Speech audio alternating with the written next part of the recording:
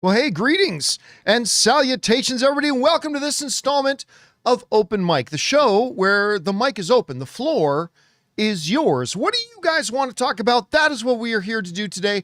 I'm, of course, your host, John Campea. Good to see all you guys here already on this Sunday afternoon. Seeing Hosea, Saturday mornings, Hayden, Rafe, Canadian Spring, Mark, Robert, Freddie, Ha-H, everybody who's here already. Good to see you guys. Good to have you here as we do another installment of Open Mic. Now, for those of you who don't know, Open Mic is just more of a casual, laid back, just an open, free-flowing discussion about whatever it is you guys want to talk about. And that's what we're going to do. Now, right as we start, I got a very big announcement to make regarding Open Mic and how questions get sent in and all that kind of stuff. Now, normally on Open Mic, there have been two ways to send in a question, right?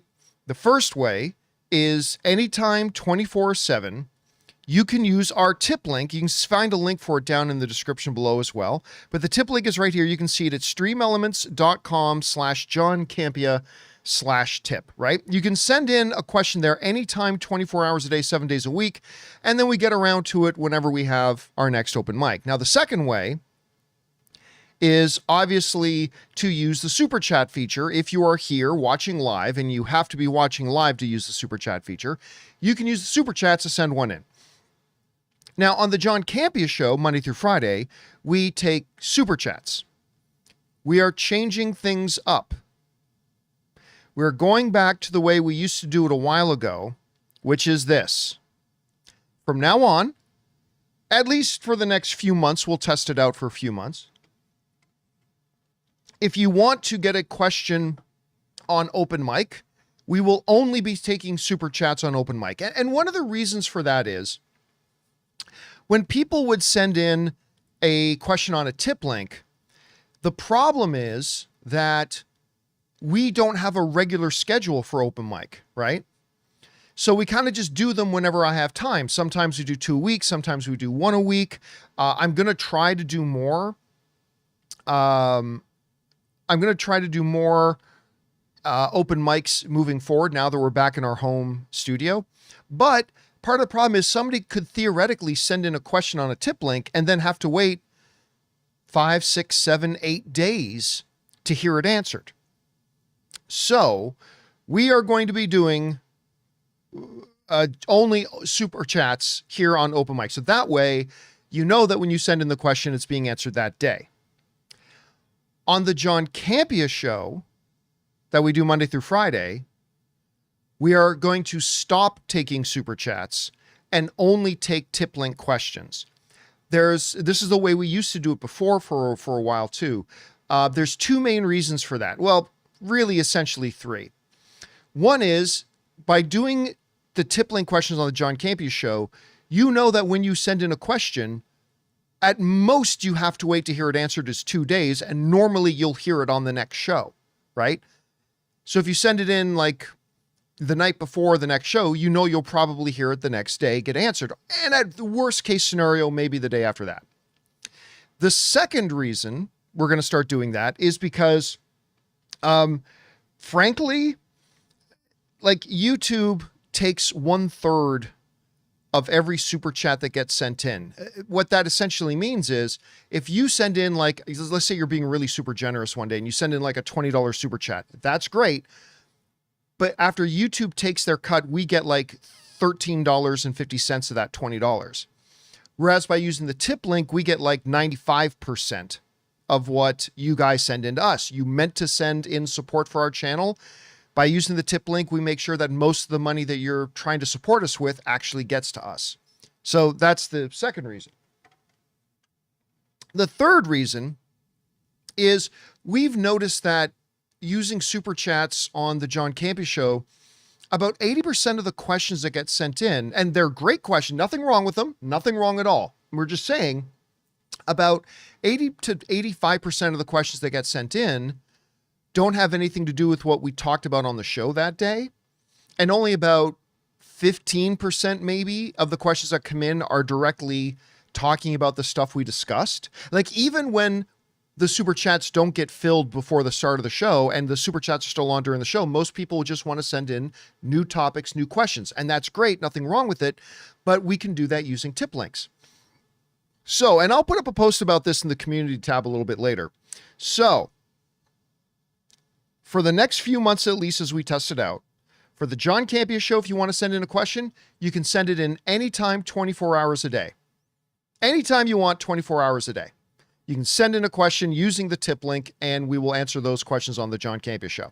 And then on Open Mic, except for today we're taking tip link questions, but on Open Mic moving forward, we'll only be taking questions via Super Chat. So that way, you don't have to wait for 4 or 5 or 6 days to get your question answered. So there you go. A little bit of housekeeping, keeping you guys up to date. King Daddy Goat is asking, what about member questions from the community post?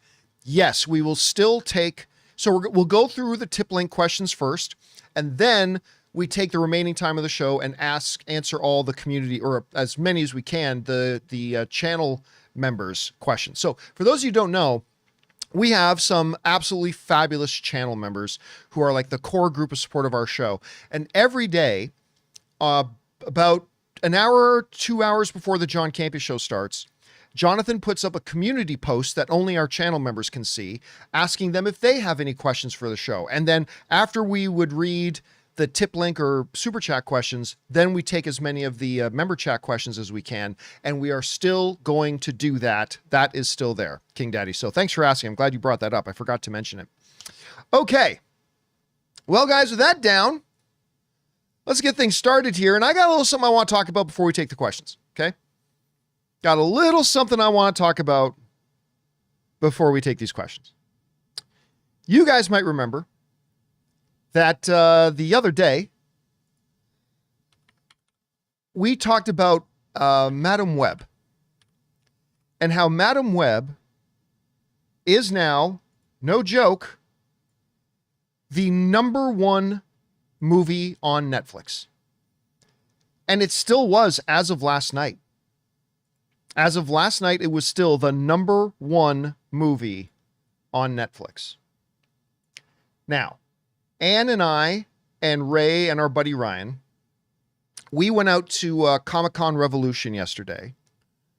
Had a marvelous time at Comic-Con Revolution. Actually, can I show you? Some of you might have seen this already, but can I show you this?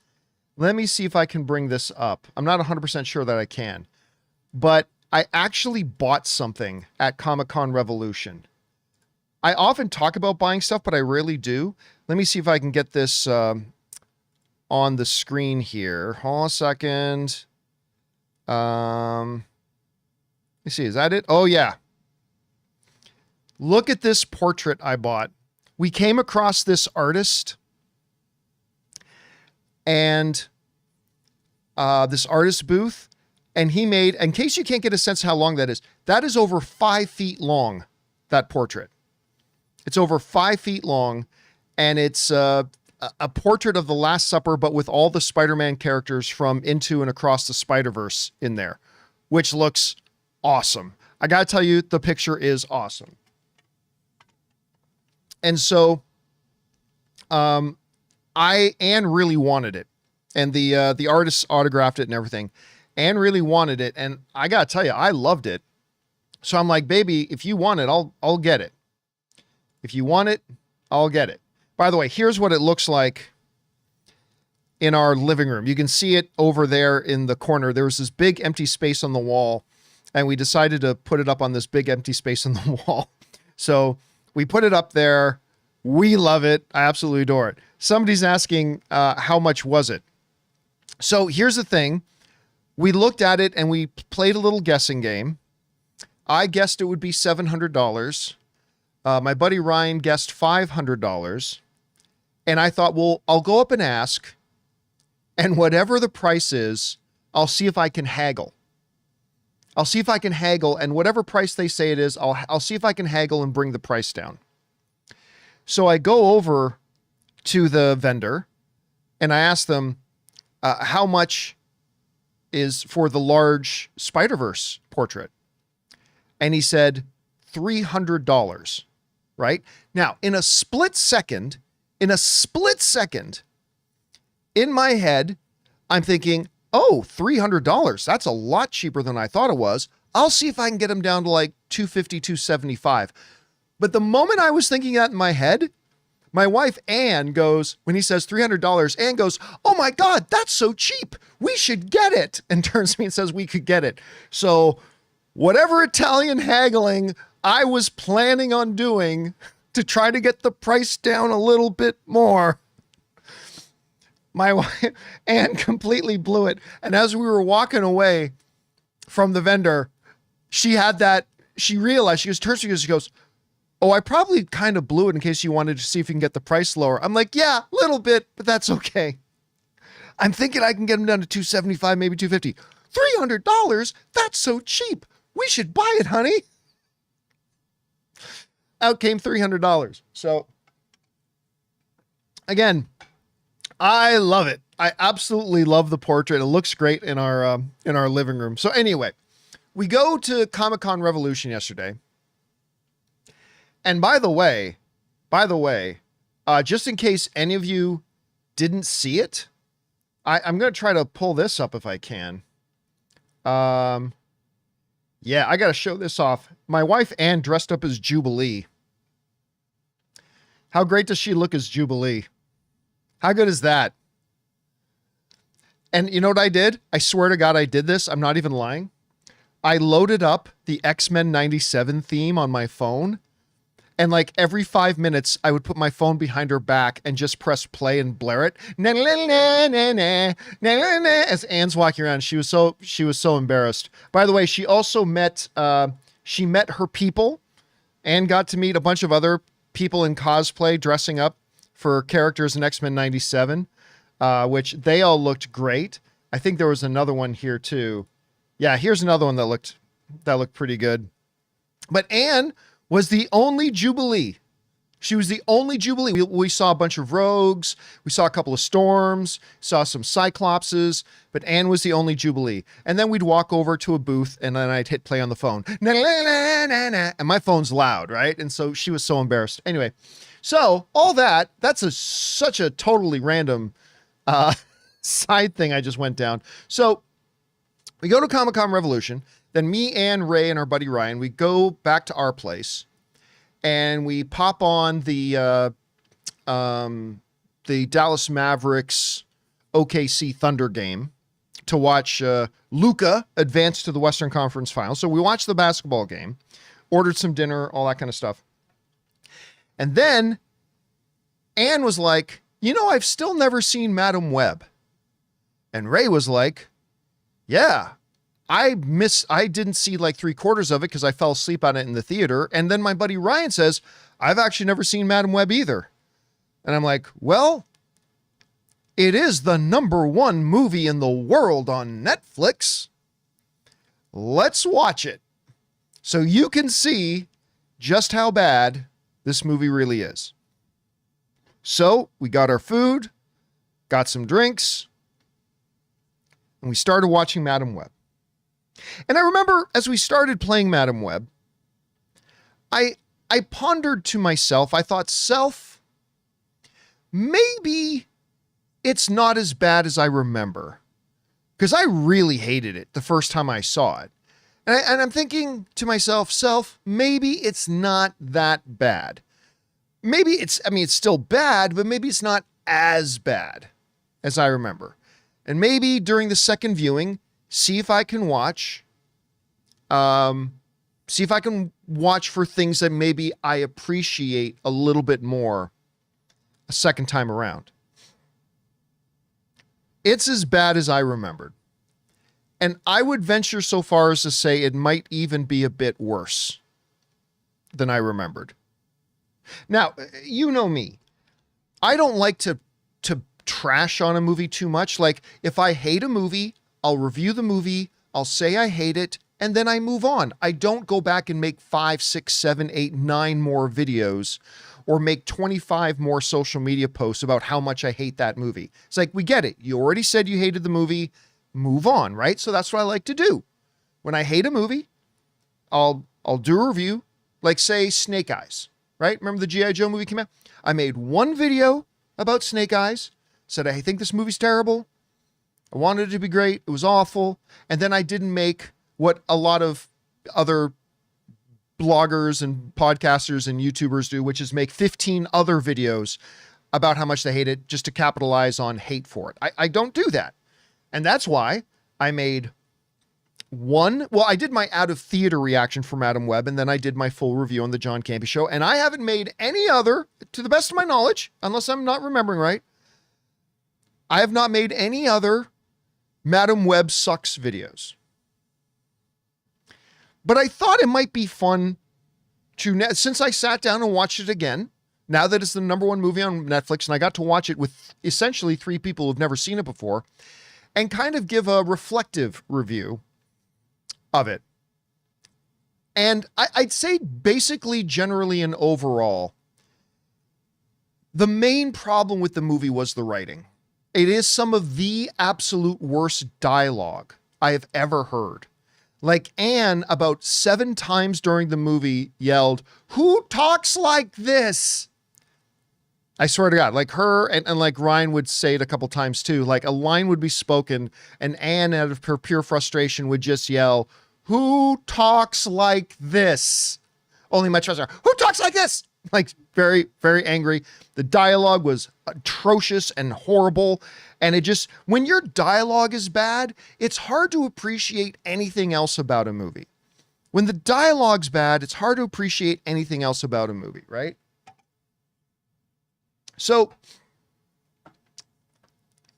then I want to go over a couple specific problems that I've had. Some I've mentioned before, but a couple I really noticed for the first time.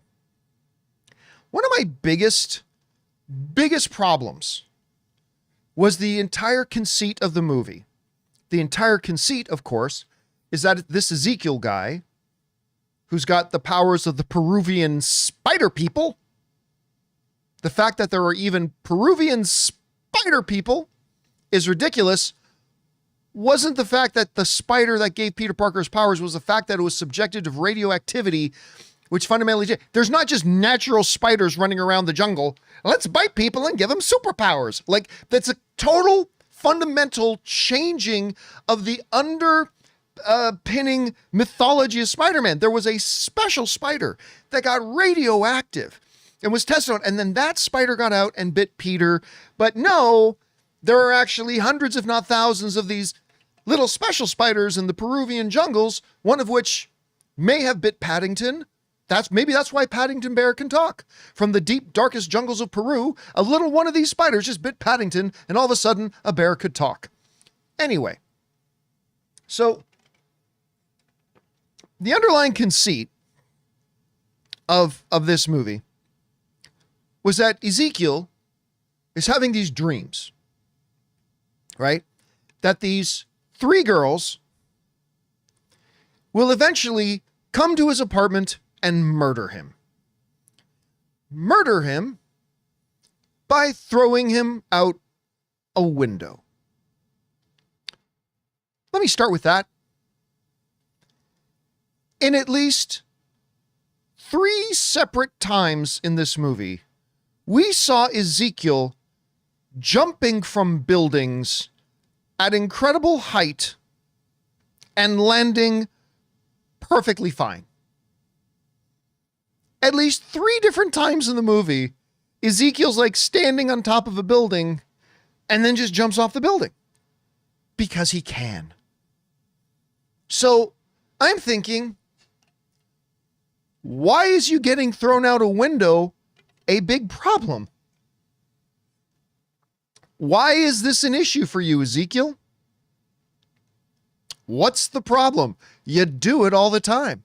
So that's one thing that they should have, the writer should have had the girls kill him some other way. Maybe they decapitate him or something, but falling out of a window? Falling out of a window. Okay, whatever. All right, problem number 2 with this whole underlying conceit of the film. Hey, Ezekiel, did you ever think that maybe the reason these 3 spider girls in the future sometime come to murder you is maybe because right now, today in the present, you're planning on going out to murder them. Did that thought ever cross your mind, Ezekiel? In your overdubbed, ridiculous voice? Every day that those girls live brings me one day to my death. They cannot be allowed to exist. I'm just thinking, hey, Ezekiel, just checking, just wondering if you thought about this. No pressure, but, maybe these three girls later come to kill you because right now you are coming up with the plan to go and kill them. I don't know. Maybe that's why they want to kill you later. Maybe you don't go hunt them down right now. I'm just spitballing, but no, John, that is ridiculous. The girls must die. Okay, fine. I get it. It's a ridiculous thing. Okay, Ezekiel.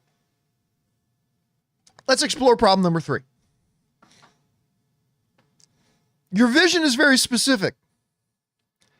That in the future, these 3 girls will come to this apartment that you currently live in. You live in this apartment and you clearly see the details of your apartment. They come to this apartment to kill you. Ezekiel, just spitballing. Have you considered moving? Because if you don't live in this apartment, your vision, the way it specifically happens, doesn't happen. John, do you know how hard it is to find a place in New York at this rent control rate? No, I didn't know. I don't live in New York, Ezekiel, so don't be ridiculous. I can't move. I've invested too much money. I've done too much renovations here. I can't move. Okay, Ezekiel. All right. So you don't want to move. You don't want to, abandon this idea of going out and killing 3 innocent teenage girls who haven't done anything to you yet, and maybe that's why they want to kill you in the future. You're worried about being thrown out of a window. Ezekiel, have you ever considered that when you, at the end of your dream, that when you hit the ground, you're probably okay because you jump off buildings all the time? Okay, well, let's get past all that. We'll go past all that. So, I also feel for his little girl in the chair. You know how Ezekiel's got that girl in the chair? The one who actually runs all the technology that was way beyond 2003, but whatever, we digress. And she's trying to find the girls. And like Ezekiel is constantly threatening her. You know what I mean? It's like, do you know what kind of trouble I went through to get you these tools? So use them better. I pay you a small fortune. Find those girls. Okay. If I'm the girl in the chair, I'm saying to Ezekiel, time out. I found the girls 3 separate times, and every time I found them and told you where to go, there they were, and you screwed it up, Ezekiel. Did anybody else notice that?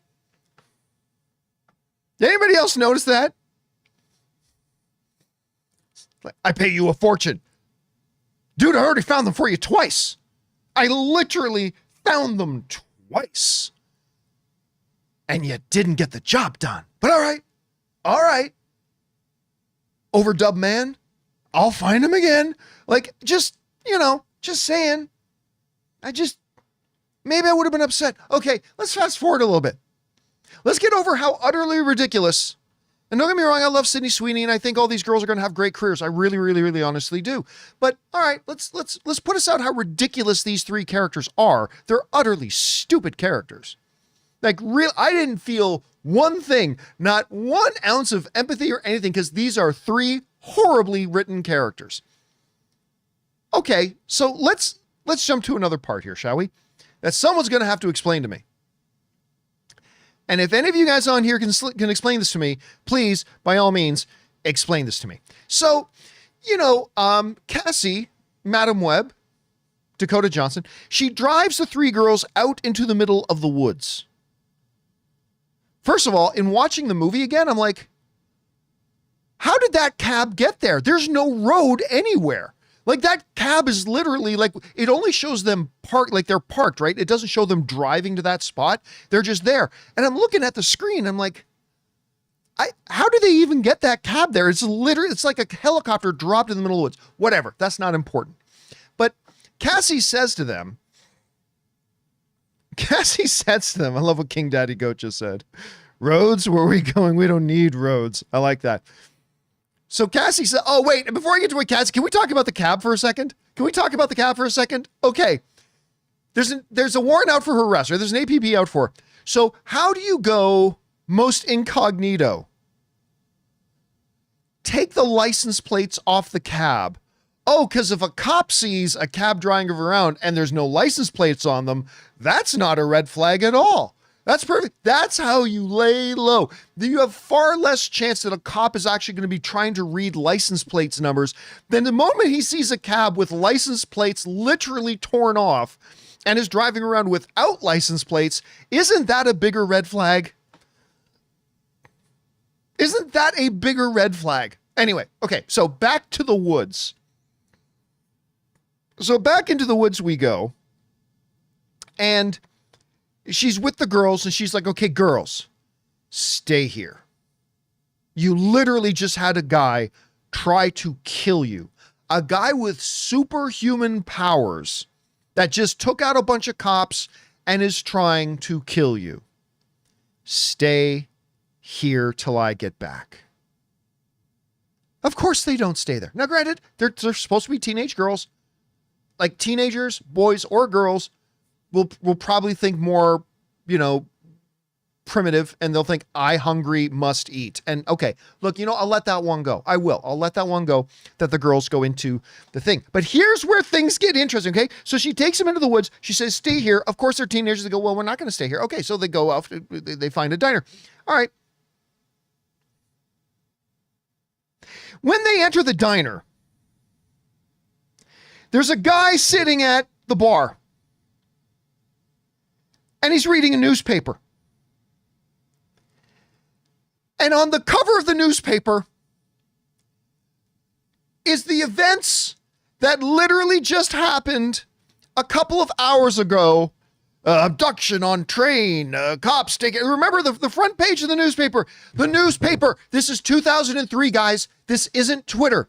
This isn't, oh my God, this happened, instantly share with the world, boom, boom, boom, boom. No, this is a newspaper. That means a reporter actually had to be there on the ground, take the pictures, they had to write a story, they had to go through the editorial process, then it had to get to the printing press. Then, once at the printing press, it had to spit out however many tens of thousands of copies of the paper. Then, once those are done, they have to go into a distribution annex, right? They have to get onto trucks and they have to be driven around to different outlets where people can pick up newspapers. Then from that point, once it's there, somebody from that diner actually had to go out to said vendors and pick up a number of copies of the paper and bring them back. And all that happened within a span of a couple of hours. I'm like, wait, time out. How is this guy at the bar literally reading about it on the front page of the newspaper when this just happened a couple of hours ago?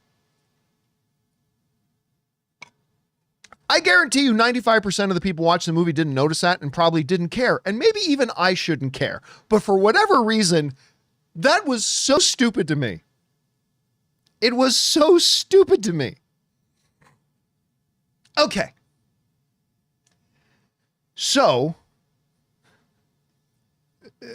Dakota Johnson she comes back to where she left the girls in the woods. And she says to herself, Self, the girls aren't here. Where could they be? Suddenly, Cassie, the paramedic, is also a mutant-level tracker. Behold, I see the tracks. I will follow them through the woods. When have you ever even been in the woods? Doesn't matter. Okay, so she tracks them through the woods. And she's slow going, right? She's walking through the woods. Oh, I got to go find the girls. I'm sure it's a little bit of a long slog. As a matter of fact, when the girls were at the campsite, it was daylight out. And by the time they got to the diner, it was dark. Did you guys notice that in the movie? So it might have took them a little bit of time, maybe an hour, whatever, to get from where they were in the woods to the diner. So Dakota Johnson is walking through the woods, got to find the girls because they are stupid and they don't listen. And she's walking through the woods and then she gets to the diner eventually. And when she gets to the diner, she finds them dancing on the table. By the way, in what world do girls just in a common diner go, let's get on the table and dance? I know teenage boys and girls can be ridiculous. That's another level of stupid. Woo! Like, what? Anyway, that aside. So Dakota Johnson gets to the diner. And after she gets to the diner, Ezekiel shows up and murders everybody. Okay, rewind, reset. She saw that as the future. She's back at the campsite again. Now, I want you to remember this. When she went to the diner the first time, she had to follow and walk through the woods, and however long it took her to walk there, she got there before Ezekiel did. Well, this time, she's like, I don't have to try to track them through the woods. I know where they are. I'm going to get into my car, my busted up, plateless, get into the woods with no roads car, and I'm going to drive there so I can get there faster.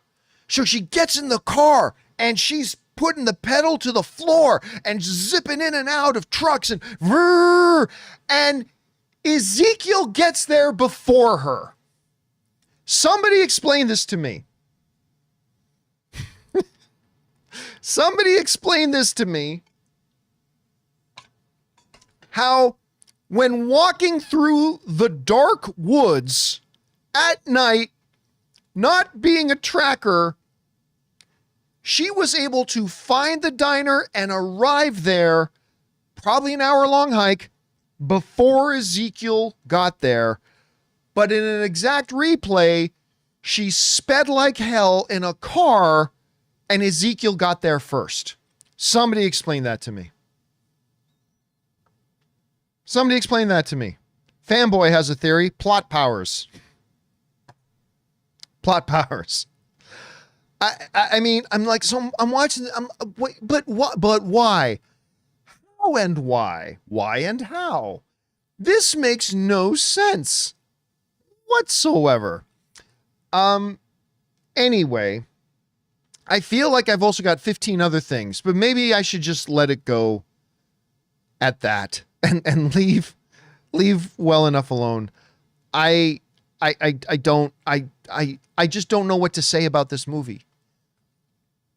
But I will say this. There are two things in the movie that worked for me. All right. Two things that legitimately worked for me. The one thing that legitimately worked for me is Adam Scott. Adam Scott was the one guy in this movie who actually was acting. And by the way, let me bring this up again. I am a big fan of Dakota Johnson. She's been in some bad movies, but I've always found her to be a very good performer. I think she is I'm not going to say a top 20, but I think she's a very good actress. I am a fan. I like Dakota Johnson. I think she's very good. She clearly mailed it in this movie. She didn't give a crap. She didn't care at all about this movie. It is the absolute worst performance I have ever seen her give. And that bothers me because I know she is capable of much, much better. If she wasn't capable of much better, I wouldn't care. But I know she's better than that. And she clearly didn't care. Adam Scott is a pro. Adam Scott went in there and he did the best he could with the character he had and the dialogue he was given, and he still tried to make it work. And every time Adam Scott was on the screen, it felt like a legitimate movie, not some bad, high school filmography project. When Adam Scott was in the movie, it seemed to, at least, not that it was good, but at least felt like a real movie because there was at least one pro on the screen actually trying to do his job. So I'll give kudos to Adam Scott for that. So that's the one thing that worked for me. The second thing that worked for me, and I know others didn't like this, but the scene where she sees her mother, right? When she's in the doctor's office and seeing her mother getting the diagnosis that your daughter's going to die, and she's decides she's got to go to Peru to find a thing. I've got to say that scene worked for me. I know it didn't work for everybody, but I thought I had a legitimate feels in that moment, right? It felt good. It was a nice moment. I liked that moment. I thought it was really good. And so that scene worked for me. And by the way, can we talk for just a second about the Peruvian deepest jungle spider people? Your daughter is strong. She will come back here. What? How do you know that? And when she does, I'll be here. Wait a minute. You don't have her gifts. You say explicitly later on that you don't have her particular gifts. Number one, how do you know she's going to come back? Number two, how do you know exactly where she'll be and when? And number three, why are you dressed like you live in the city? But anyway, so she comes back to the jungle. Oh, by the way, there's a warrant out for her arrest. APB, somehow she was able to get on a plane. And by the way, on a paramedic salary, she was suddenly able to charter a plane to fly to Peru and knew exactly where to go. Okay, whatever. So she gets there, and wouldn't you know it, that guy's hanging out. It's like, it's about freaking time. I've been here for 32 years waiting for you to get here, lady. So he's just there. And he has total and complete understanding of her powers, right? When you embrace the responsibility, great power will come. You will be able to be in multiple places at once. How do you know? How do you know? You don't even know if this girl has syphilis, let alone the powers to see multiple realities at once. And it's like, what the hell are you talking about? When you embrace responsibility, great powers will come. Oh, I get it. Oh, that's the Spider-Man thing, but reverse-y. Okay.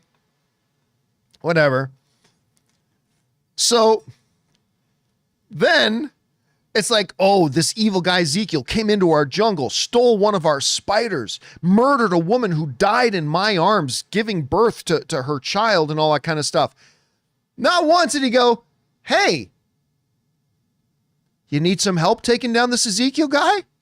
I mean, if I'm Dakota Johnson in that point, I'm like, oh, now go back to your city and embrace responsibility. Hey, quick thought.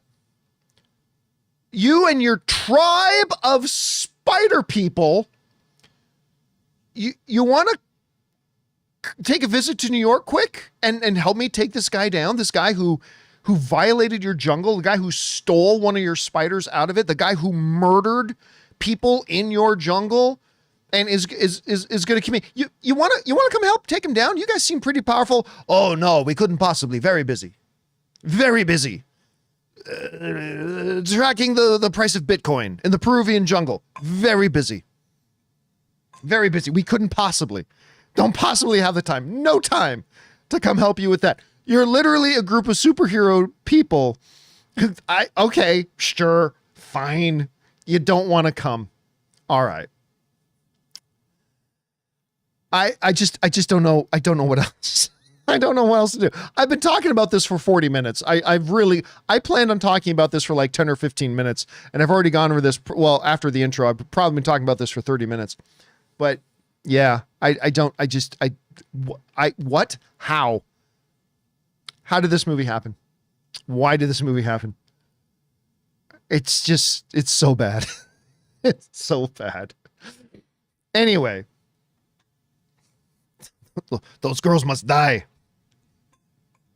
Why? By the way, okay? Just another little thing. He's had dreams about these girls. And he's like talking to the world's greatest criminal sketch artist, because just from his dreams, he's able to describe these girls in a 100% photorealistic way.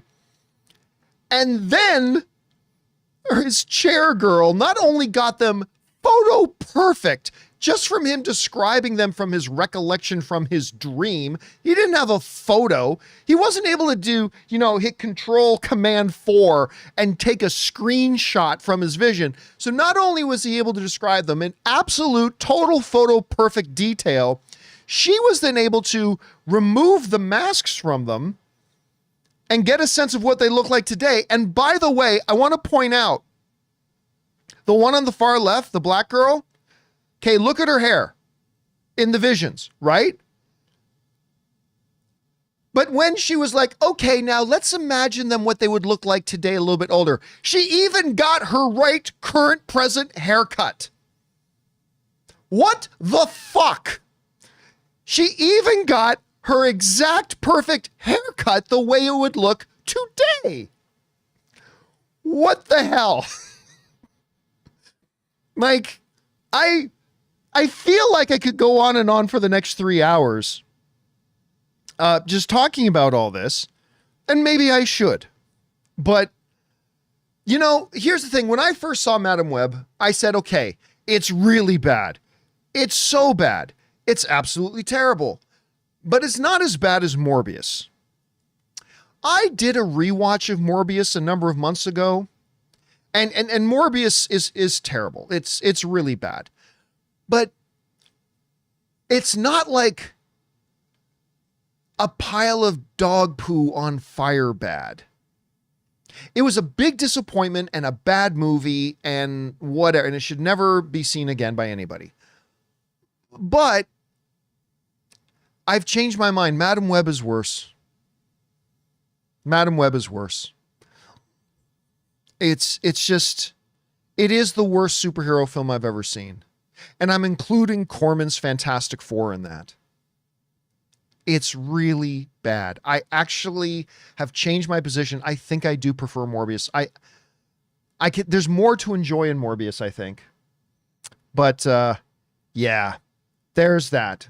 That is my second viewing of Madam Web. Now that it is the #1 streaming movie in the world on Netflix, going back to it, say, was it really that bad? Guys, it was worse. It was worse. If you can think of any other big glaring logic problems in the movie that I did not bring up, feel free to fire it into the super chat and I'll address those as well. But, oh yeah, God, it was so bad. It's so bad. All right, guys, with that down, let's get to the real reason why we fear. Sorry, I stretched it out for so long, guys. I should have done all that in like 15 minutes, but I just, anyway, let's get on and talk about the questions you guys have sent in, shall we? Let's start things off here with, who are we starting with? Luke S., who writes, hey, John, a couple of weeks ago, I went to see the Amy Winehouse biopic. Whilst the performance from Marissa Abella is great, and I felt at times I was watching the real Amy, couldn't connect with or would want to spend time with her. Have you ever seen a film where you liked the performance of the protagonist, but just didn't like them? I'm not talking about characters you are meant not to like, but characters you should root for. Just a question that's been on my mind to ask you. Well, let's go back to Madam Web, shall we? What's her name? I even forgot her name. What's Dakota Johnson's name in the film? Clarissa? Cassie? Which one is it? I forget. Guys in the live chat, help me. What's her name again in the movie? Is it Cassie? I'm going to go with Cassie unless you guys tell me otherwise. Oh, Storm Dragon is saying it is indeed Cassie. Okay. Or Cassandra, as Hayden would say. Okay. She's an asshole. She's a big dick.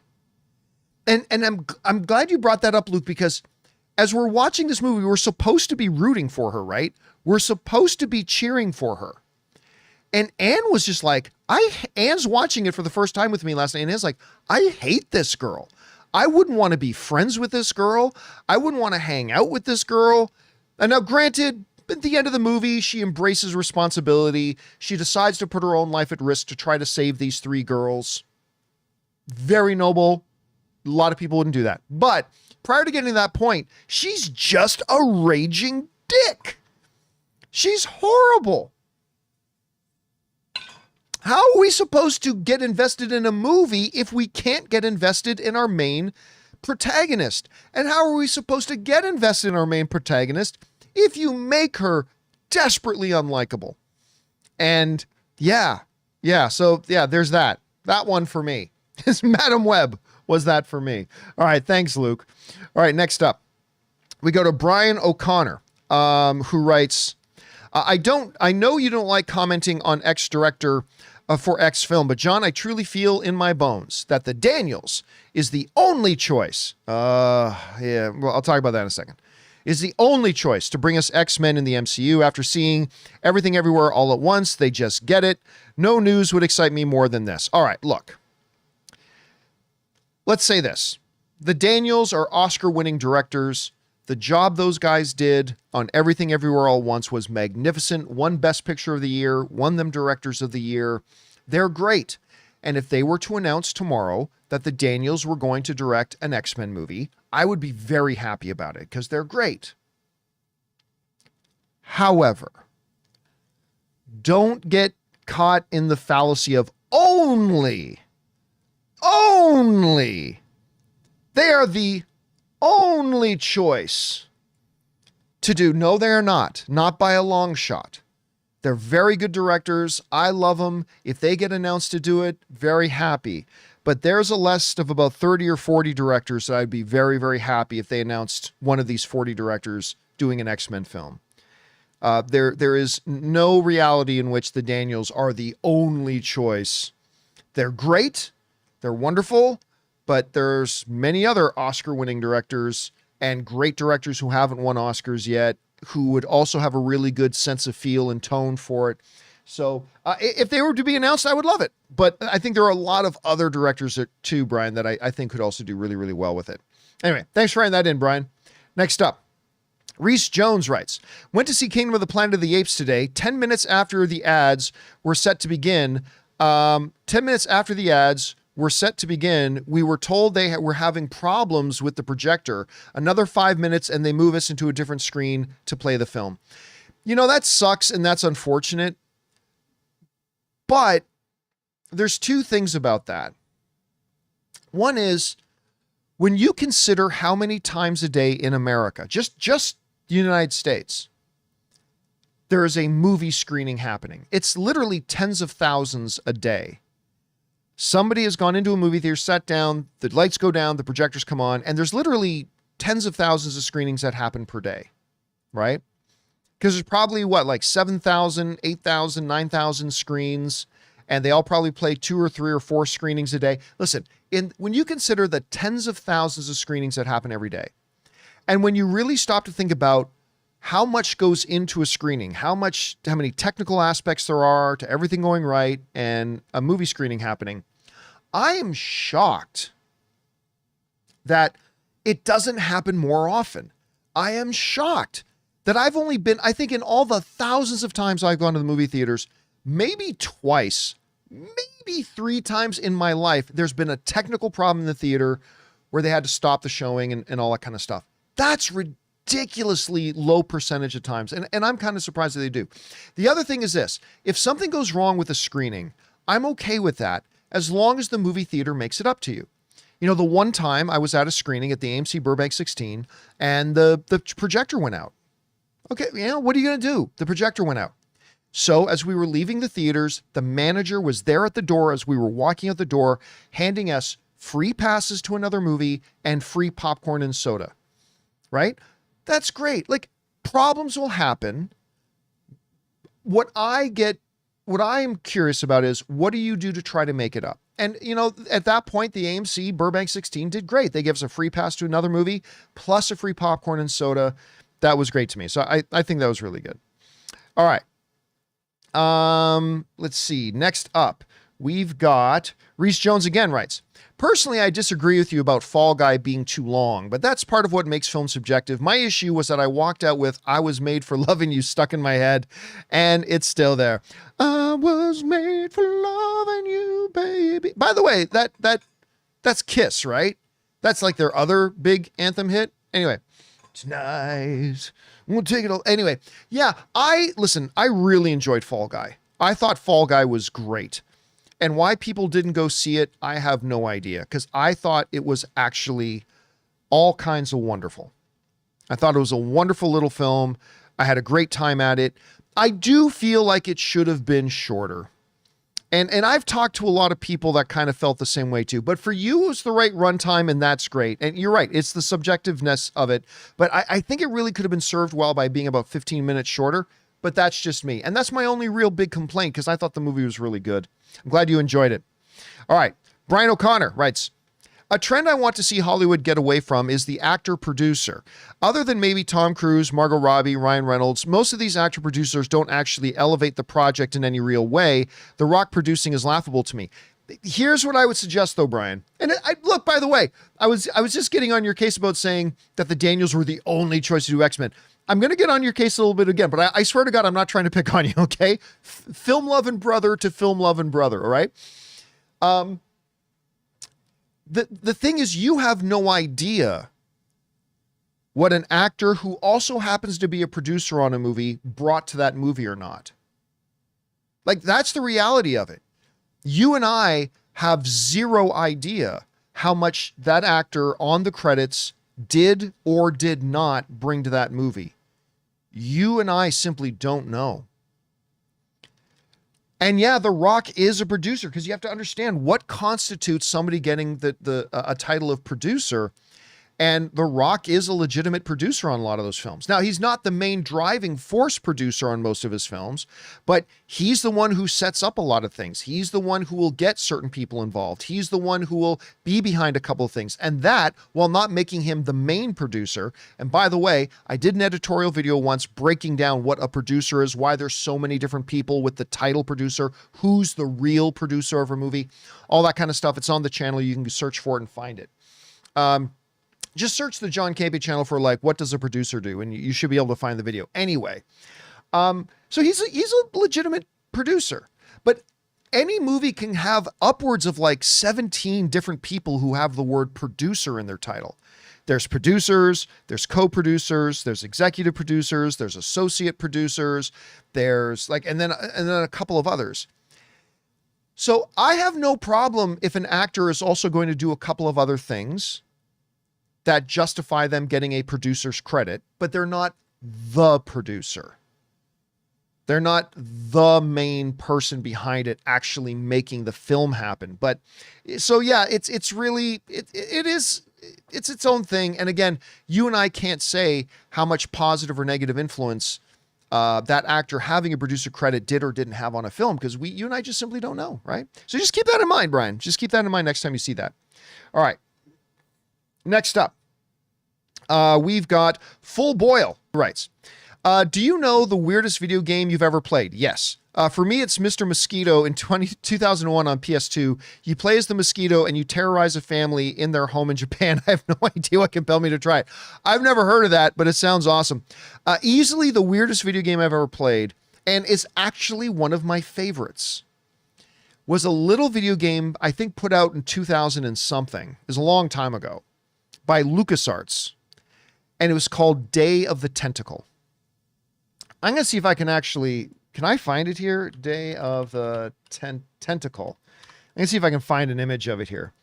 This was a game that was super fun, very funny, and like just completely weird. And it looks like Japanese tentacle porn. I'm not going to lie. It kind of does. It looks a little bit like Japanese tentacle porn. The whole thing is this living tentacle comes to life and becomes an evil genius and wants to take over the world. Anyway, it's a great little game.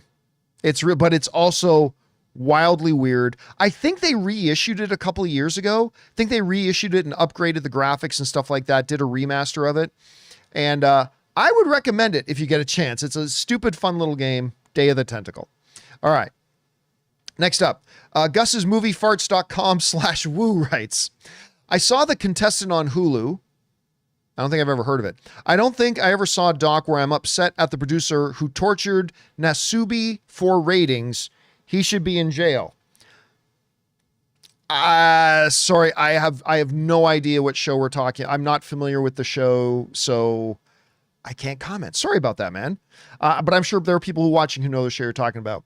All right. Orange Hand writes, my main quibble with U.S. game shows, also reality and competition shows, is the heavy taxes on cash and prizes.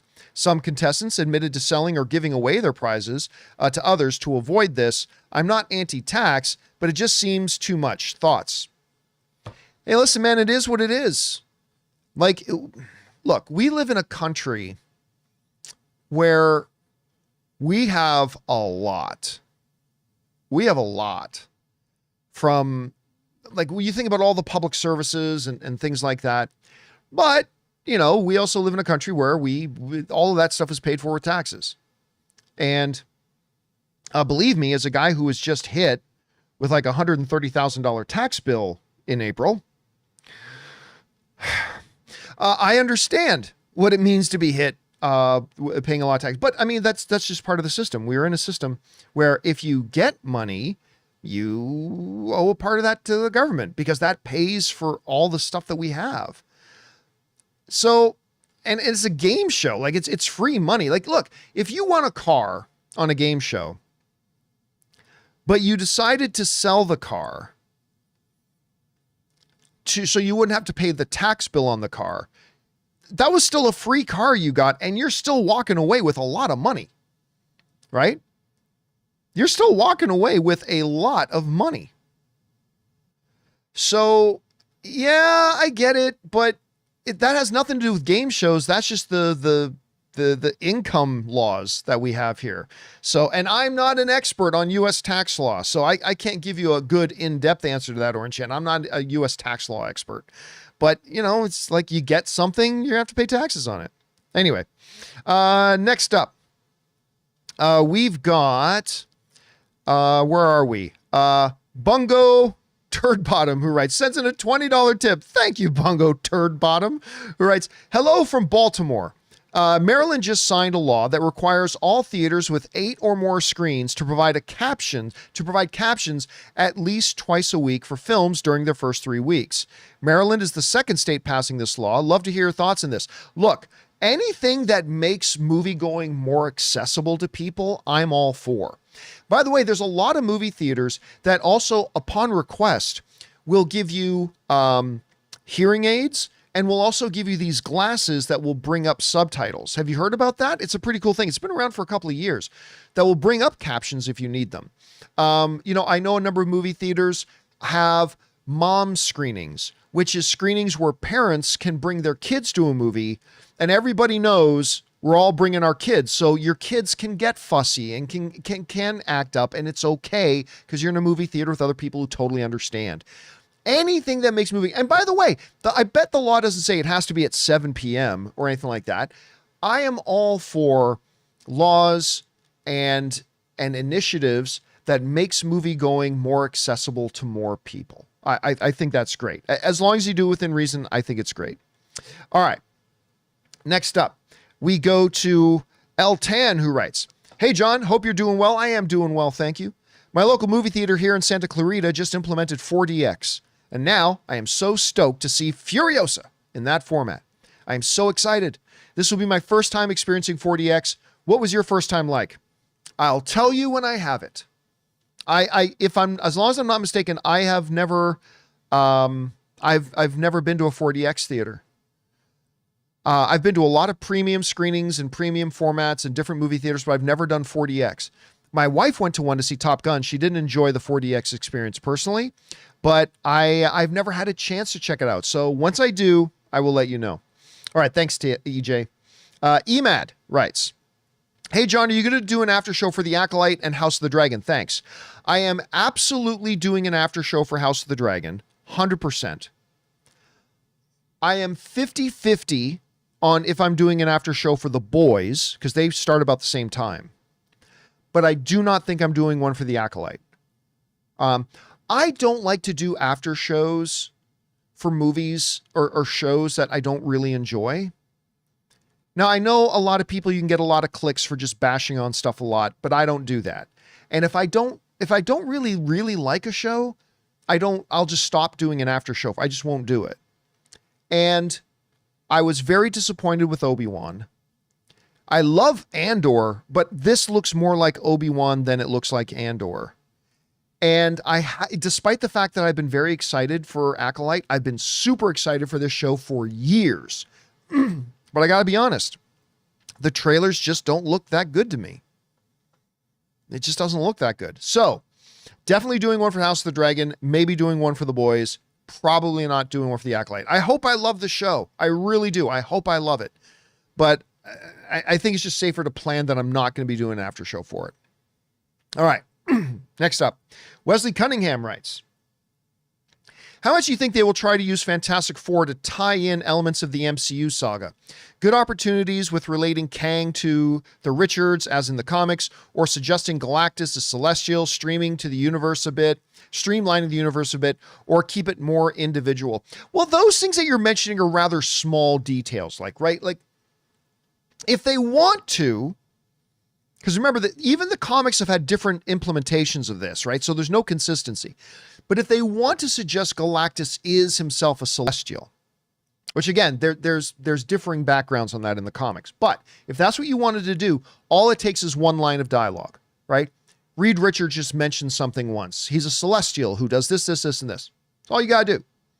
So I definitely think there will be some things in Fantastic Four that will tie certain things together with the MCU. Yeah, absolutely. But will there be major thematic elements that do that? That I'm not sure about. I think it might be a little bit more standalone that way. Don't know for sure, but that's my guess. We'll see. All right.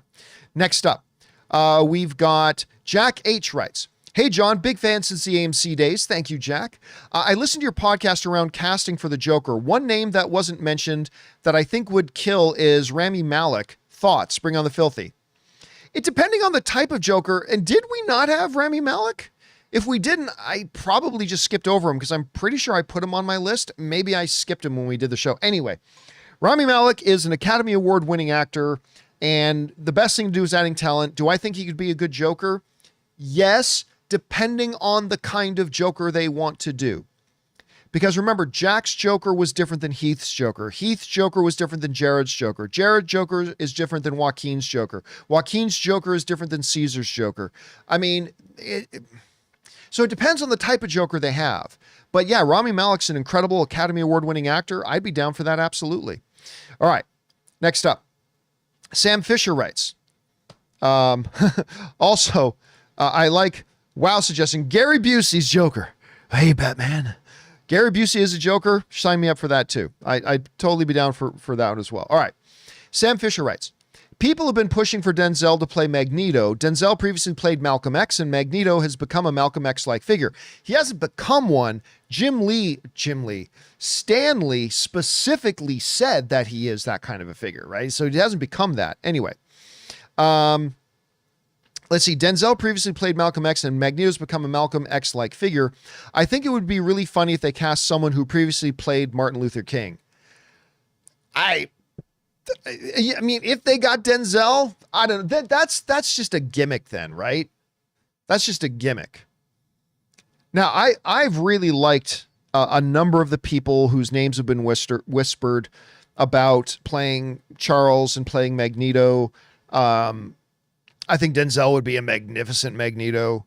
I think there are a number of people. You know, back in the day, the guy to play Magneto would have been, let me see if I can pull him up here. I'm not sure if I can. Yes, there he is. Hold on a second. I'm going to bring up a picture of this guy. The guy who absolutely could have been Magneto, would have been a magnificent Magneto. Obviously can't, for many reasons, can't now, but was the amazing Rutger Hauer. Back in the day, man, like back in the 90s or something, Rutger Hauer would have been the guy. I think the guy to play Magneto. He just, I don't know that there's ever been anybody more perfect to play Magneto than Rutger Hauer. I think he would have been the guy. Anyway, obviously not possible anymore. I think there's a lot of actors who can play Magneto. But I think going for the whole, somebody who played MLK, I mean, you can do that, but you know, then does that become gimmicky? I'm not really sure. All right. Sam Morris had part 2 for Charles Xavier. My pick, LeVar Burton. No, I don't see him as a good Charles. I love LeVar Burton, don't get me wrong, but I do not see him as a Charles Xavier. He's the same age as Denzel and played MLK and Ali. Anyway. All right, next up. Your Name writes, I attended a live taping of a Netflix series in August of 2019. It didn't stream until April 2020. Similar to network shows, anything preventing streamers like Netflix to air episodes weeks and not months after taping? No, but there's no reason why they need to. I mean, you make your product and that doesn't, oh, it's done. Oh, put it out now. Like, they have plans. They know when they have windows. They know when they have their strategies about when's a good time to drop this, when's it not. There's simply no reason that, oh, it's done filming. Oh, then just put it out right now. That's not how they operate. More goes into it than that. So is there anything stopping them from doing that if that's what they wanted to do? No, as long as all your post-production is done, your clearances are done and all that kind of stuff, yeah, they're free to put it up and online anytime they want. But they have release strategies. Even streamers have release strategies. So I think the bigger issue is that it's not that there's any reason they have to wait that long. It's that they don't have a reason why they also have to just put it out now just because it's done right now, right? So you got to take that in consideration too. All right.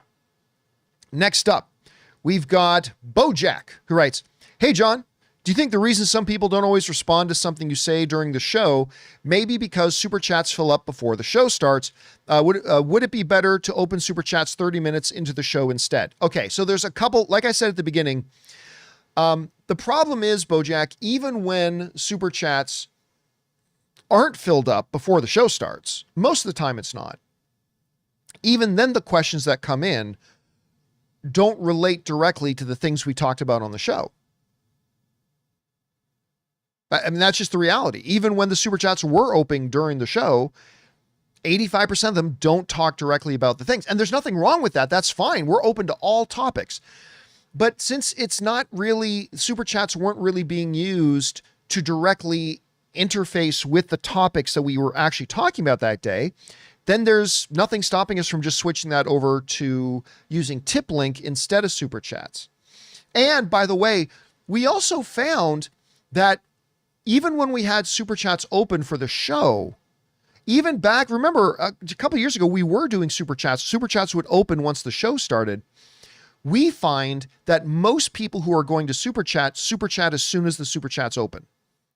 And then later, as the show progresses, they don't as much. So it really didn't work. So we looked at all the data and just decided this is probably the best way for us to go.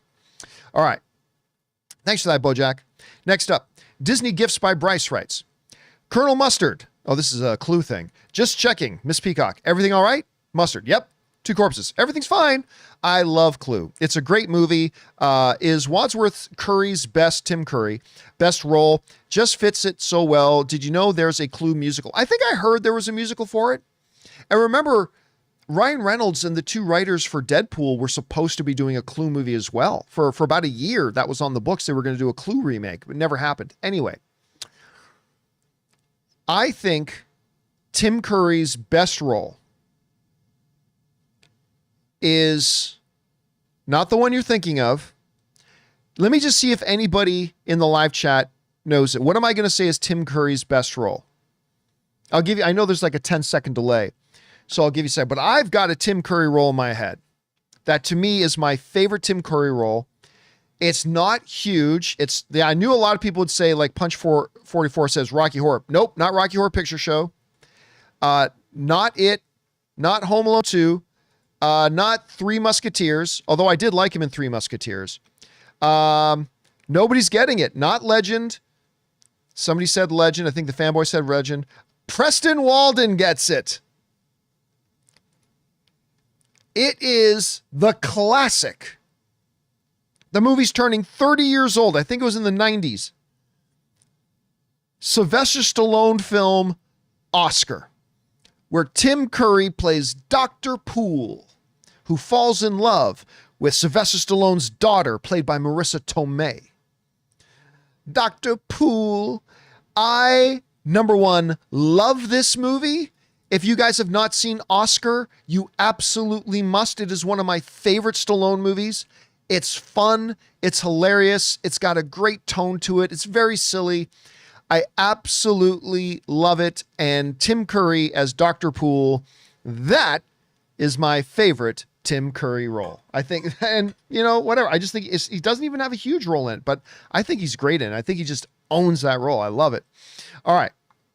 Sorry. Next up, we've got Blues in the Philippines. All right. Writes, Where are we? If you get Brandon Sanders' Stormlight archive in Audible, as per your AMA, it will be worth it. 1 credit equals 1 book equals 40 plus hours per book. 4 main books out and 1 coming in December. That's a lot of walking for you to complete it, even at 1.5 speeds. Well, thank you, Salamat Blues, for writing in from Philippines. I think I might have to listen. I've had so many of you guys writing in to tell me about this book series. This Stormlight archive. All right, I think I'm going to do it. I've got like 9 Audible credits right now. I might as well use them on something. I think I'm going to take you guys up on that, and I think I'm going to finally check it out. All right, next up. Spencer Nielsen writes, 1 of 2. I recently had the pleasure of watching Lawrence of Arabia, one of my all-time favorite films, for the first time at the theater, at the Vista Theater on 70mm. It was perhaps the most astonishing, epic spectacle I've had the pleasure of witnessing. It's gorgeous. It's like you talk to cinematographers, Lawrence of Arabia is right up there in legendary status amongst cinematographies. Like Lawrence of Arabia is incredible. I've ever had the pleasure of witnessing. I will probably see it again on Thursday. I also watched The Good, the Bad, and the Ugly, nice, on 35mm last week at the same place. I already love the film, but seeing it in that format was like seeing the face of God. What movie-going experience opened your eyes to what cinema can be, if any? I mean, there've been many, right? Braveheart, Ben-Hur, Lawrence of Arabia, Lord of the Rings. But for me, it's the original Star Wars. My earliest childhood memory that I have is my mom showing me Star Wars. I don't remember anything else again after that for years, but I remember my mom showing me Star Wars. And it's just the movie. And maybe if I saw another movie first, that movie would have been it too. Maybe. But it's just, it just made me fall in love with movies my whole life. It started a lifelong love affair for me with movies. And I adore it and I love it. And like there are many, you just mentioned a couple, but that's the one that will always be up there for me. All right. Next up, we've got, where are we at? We're at The Tick. And The Tick writes, wow, the tepid box office for The Fall Guy has really got me mad this time. I'm not saying it's the greatest movie ever, but I thought it was fun. And if more people gave it a chance, I think many would walk away from having a good time. But nope. No one saw it, and we're going to get the same dumbass spousing the same bull crap about superhero fatigue and Hollywood doesn't make original movies anymore. Well, here's the alternative they claim to be asking for, and they didn't show up. Dude, listen, Tick, you are literally preaching to the choir. You're preaching to the choir, my brother. It is infuriating to me. Seriously, it's one of the dumbest statements I think somebody can say. Hollywood doesn't make anything original anymore. Stupid. There is more. This is not a subjective opinion. This is data verifiable fact. More original film is made today than in any other time in Hollywood history. Y'all just don't go see it. Why? Because it's a natural human thing. We are more attracted to IP we recognize. Nothing wrong with that. I get that. I get that we as human beings our attention gets drawn more to intellectual property or IP or brands that we recognize. That's fine. But it just drives me crazy because as soon as I see somebody say, Hollywood doesn't make anything original anymore, I know, that person didn't go to a movie theater recently. Like that person didn't go see this movie and this movie and this movie and this movie and this movie. They didn't see any of those. They didn't support any of those. Fall Guy is fabulous. Now, granted, some people may say, well, John, Fall Guy's not original. There was a Fall Guy TV show. It's an original movie because yes, it has the same name. And yes, his name in the movie is Colt Seavers. If you watched any of the show and watch this movie, it's a totally different thing. It's about stuntmen, but Fall Guy is very much an original movie. It really is. There's a ton of originality to it and people just didn't go see it, but yeah, it's a really good movie, which kind of sucks. Anyway, next up, Wesley Cunningham writes, So am I wrong to think this bundling is just leading to cable 2.0? This feels like the trajectory towards increasing bundle prices, some services being bundle exclusive, being locked in for a year plus, etc. Overreaction? No, listen, I've been saying for a long time, the whole industry is moving back to the cable model. It just kind of is. You saw it with commercials coming back. Like one of the big defining pieces of streaming was that no commercials. Well, now they all have commercial tiers. They all have them. And they're all trying to push us out of the higher tiers into the commercial tiers because they make more money off us in the commercial tiers. And now they're bundling. Now we're going to be able to get Disney, Hulu, and Max all in one bundle. And it will save us money. It will save us money. But we are heading back to that thing. And as far as the 1 year thing, they're already starting with that. And I don't mind it. Like right now, there's a number of the streaming services where you can lock yourself in for a year, pay for a year, but you get a hopefully a relatively significant discount than if you just paid month to month. So they're already doing that, and they will continue to do that and push it more. And it does kind of feel like we're just heading in that same direction, Wesley. All right. Next up, we got BK Dan who writes, John, regarding ISPs, internet service providers dividing up areas, where I live, there are 3 choices. My town has an ISP, Xfinity and Frontier, so I guess I'm lucky. Yeah, it is really frustrating that if I want a streaming service, sorry guys, my voice is starting to go. If I want a streaming service, I have choices. I can get Disney Plus, I can get Max, I can get Peacock, I can get Paramount Plus, I can get Shudder, I can get Crunchyroll, I can get Max, I can get whatever, right? Or I can get them all, or I can get a couple of them. I got a choice. If I want a cell phone, I have a choice. I can use AT&T, I can do T-Mobile, I can do Verizon. You can do what I do, which is use Mint. Use Mint. Seriously, guys, save yourselves tons of money. Use Mint. They are a sponsor of our show, but I've been using them for a couple of years. It's fabulous, and you save tons of money. Go get Mint. Go to mint.com/Campea. Anyway, or mintmobile.com/Campea. Anyway, you have choice. You want to order groceries? You can order from Vons, Ralph's, Safeway, whatever. You have choice. Competition breeds better service, better pricing. But the internet service providers are a mob-like monopoly. They, like the mob, they divvy up territories, and you get to be the crime boss in that territory. I don't have the option where I live to have any other internet service provider except for Spectrum. That's it. Like Verizon Fiber? Yes, please. Oh, not available in your area. Okay. This company's internet deal looks great. Yes. Oh, not available in your area. You know who is available in my area? Spectrum. Oh, and the lowest possible over the phone lines AT&T garbage, but nobody wants that. Like not the good AT&T stuff, the garbage AT&T stuff. Now I understand there's an issue with infrastructure. Cables got to be laid. I understand all that. I really, really do. But they've literally legalized territories where Spectrum gets this territory. Verizon, it gives us no choice. I have no other option who I want to use as my internet service provider. That means there's less competition. That means they can set their prices at whatever they want to set because they're not competing against other people for prices. It's just bad for everybody. Anyway, that's just my opinion. Who cares? All right. Thanks, BK.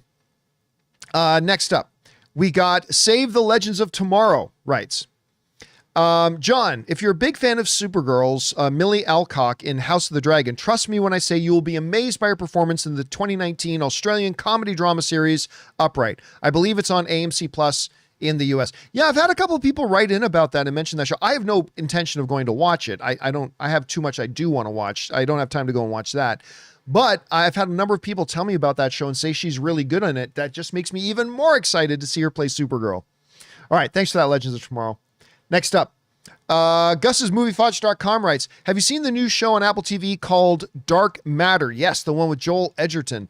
It's about a man who creates a giant cube that can transport you to alternate realities. It's also got Jennifer Connelly in it, and I have not watched it yet. It is on my to-watch list because I really love Joel Edgerton. I think he's great. And Apple TV kind of crushes it with their shows. Like, the only show Apple TV's put out that I did not like was Jason Momoa's C. And I like Jason Momoa. You guys know I love Jason Momoa, but I didn't like that show. That show didn't work for me. But everything else I've ever watched on Apple TV Plus has been like a banger. So I've not seen this one yet, but I do plan on watching it. All right. Chad from Pittsburgh writes, that's where my wife's, Pittsburgh is where my wife's company's home office is. She has to fly out to Pittsburgh every couple of months. She actually just got back from a trip to Pittsburgh. It's also where one of the greatest professional athletes in history, the great Mario Lemieux, Mario the Magnificent, played hockey, won Stanley Cups in Pittsburgh. Anyway.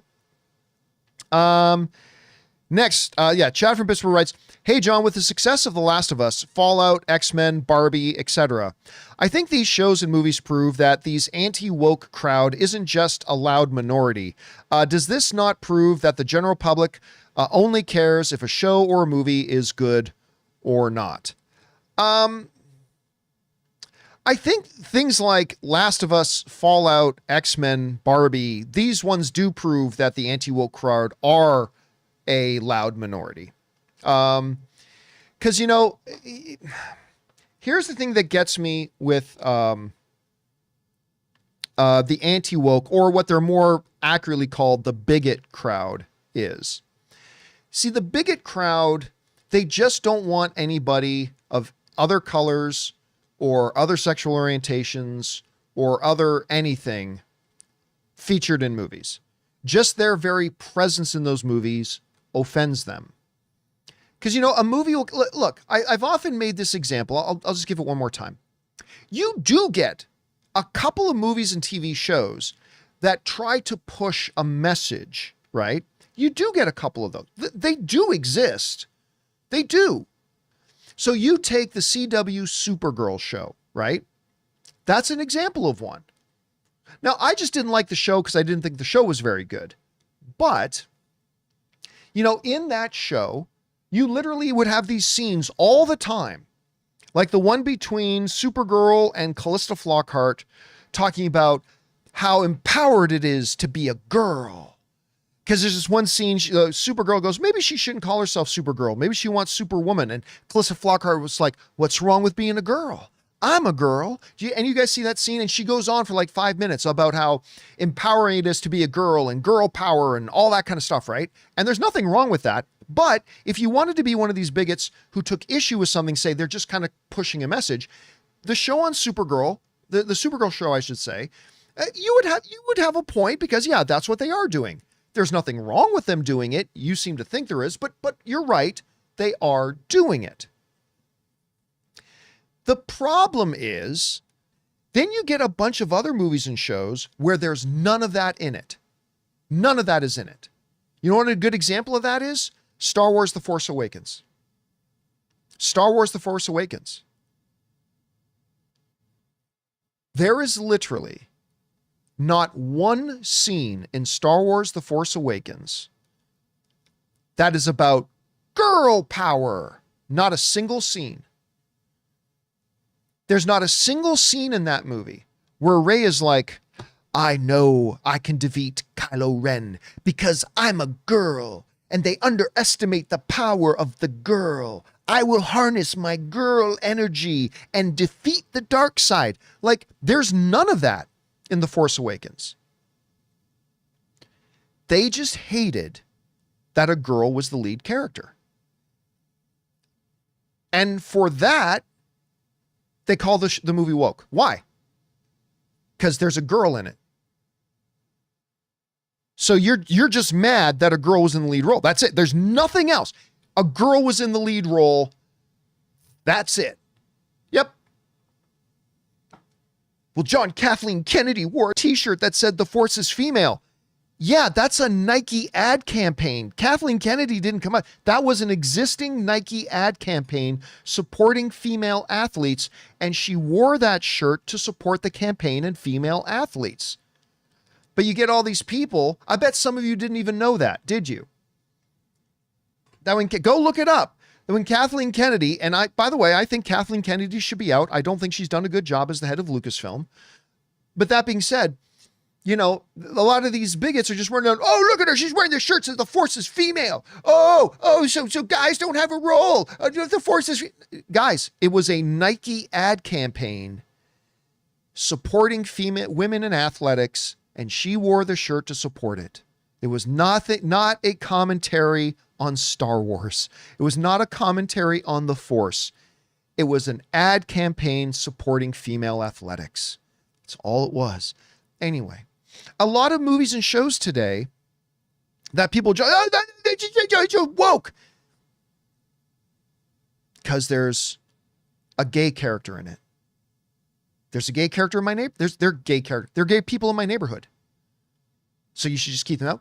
Look, at the end of the day, these bigots who call themselves anti-woke, what they're really saying is they just hate women and black people and don't want them in the movies. Because most of the time, it's not the Supergirl situation where they're preaching girl power. They're just there and they'll still complain. And over and over again, they get proven that the average moviegoers don't care about any of that. Barbie, that they proclaimed, who is that one idiot? I don't know if he's an idiot, by the way. I'm just saying he just said something idiotic. And we all say idiotic things sometimes. I do, you do, we all do. So I mean, but who's that one guy? I've never watched a single video of his. He's like a really conservative online commentator who, that was his name, Ben Shapiro. Thank you, Colin. Remember when Barbie was coming out, Ben Shapiro made this big proclamation. This movie's going to have a big opening weekend and then it's going to bomb. It's going to bomb because it's so woke, and it's going to bomb because it's woke. It's so woke, nobody will want to go back to see it. It's #1 box office movie of the year. Clearing well over $1 billion. X-Men 97 literally has a morph who they said is a non-binary character who literally is expressing romantic love to Wolverine. Hey, listen, if you want to say that thing's got some woke messaging in it, okay, maybe you're right. But guess what? People love X-Men 97. Doesn't matter. Doesn't matter. It's just, it really doesn't matter. When a movie fails with straight people, straight white men in it, they just say the movie failed. But if a movie fails and there happens to be a woman in the lead, they go woke, go broke. What about those 5 other movies with straight white male leads that failed? Oh, no, those movies just didn't work. Really? Because guess what? You can make a movie with a female lead, and you can make a movie with a gay character, or a movie with a black lead character, or a Hispanic lead character, and they could be bad and they could fail. But it doesn't mean they failed because there was a female lead, or because, guess what? Madam Web was terrible and it tanked. Morbius had a white male lead in it and it tanked. So, I mean, it just is what it is. And movies like Barbie, shows like The Last of Us and Fallout and X-Men 97 prove that no, you're not going to go broke just because you do it. You can be the biggest, most successful, best things of the year. So anyway, then it's just that. It's an ongoing debate and conversation, but whatever. Derpy. Okay, next up. Seiko writes, hello, John. I've listened to you since 2017. Thank you, man. But first time sending in a question. Well, thank you for doing that, Seiko. Nice to have you here, man. Have you watched Pantheon? I've never heard of it. I only got to know about it a few days ago, and season 1 has been right up there with Invincible and Arcane. I gotta tell you, Seiko, I've never even heard of it. I've never even heard of it. Guys in the live chat, if you can just tell me, is it a Netflix thing? Is it a cable channel thing? Is it a Hulu thing? Let me know. But no, unfortunately, Seiko, I have never even heard of Pantheon. So I wish I could give a better answer than that, but I've never even heard of the show. All right. Let's see. JT writes, and thank you for being around since 2017, Seiko. All right. JT writes, watched Rear Window starring Christopher Reeve after watching the Alfred Hitchcock version. I never did see that one. I've seen the Alfred Hitchcock one. A version, honestly thought it's pretty good. The original's hands down the better film, but Chris's film and performance was great. Can't wait for the documentary this year. Listen, they showed us an extended preview of the new Christopher Reeve documentary coming out, and everybody in the theater was crying. Just at the preview they were showing, everybody was in tears. It was one of the most emotional things I'd seen all year. It's going to be amazing. You know what's funny? And it's understandable. When a lot of people think of Christopher Reeve, they think about Superman, and that's totally understandable. But Christopher Reeve is also one of the stars of my number 2 all-time favorite comedy. It's a little film called Noises Off. 40-Year-Old Virgin is my all-time favorite comedy, but my second all-time favorite comedy is Noises Off. It's got Christopher Reeve, the late great Jack Tripper. That was his character in Three's Company. John Ritter, Michael Caine, Carol Burnett. I mean, it's a star-packed movie, and it's absolutely hilarious, and it's great. And you guys should go see it. And I cannot wait for this documentary, JT. I really can't. All right. Next up, we got Amin, who writes, I saw Kingdom last week at Cineplex. I'm assuming you mean Kingdom of the Planet of the Apes. Anyway, showtime was 7, and the film started at 7:10, which was great, but there were no trailers, just ads. First time I haven't seen them show any trailers. I'm happy the film started pretty quickly, but really no trailers. My only guess is they had a technical mix-up. Honestly, that's my only guess, is that they must have accidentally forgot to drop in the trailer program, probably in the timeline. It had to have been a mistake. That's the only thing I can figure. I mean, it had to have been a mistake. But yeah. Anyway, next up, Full Boil writes, when using Zoom, I use a 6-year-old Logitech webcam. I have that same webcam with 1080p. The video quality looks so-so. To get better quality, do you think I need an entry-level mirrorless camera or a newer webcam? Your show looks a lot better than what my camera produces. All right. So if I'm assuming like budget is an issue, right? You don't want to go out and drop $3,000. Okay. I would really recommend, first of all, there's a new Elgato Facecam Pro 2. Let me see if I can find it here. The Elgato Facecam Pro. Let me see if I can bring it up. Yeah, I think the Facecam Pro is really wonderful. They're now on version 2. I have the version 1. I'm not using it right now, but I have the version 1, and it's really good. This new version 2 is supposed to be, I've seen a lot of reviews on YouTube for it, and apparently it's really good. But it's not cheap. If I remember correctly, I think it's $300. I would recommend, and let me see if I can go to Amazon and find this thing. The Canon M50 Mark II. I'll see if I can bring one up. I don't think they make them anymore, but I think they still sell them. Yeah. The Canon M50 Mark II.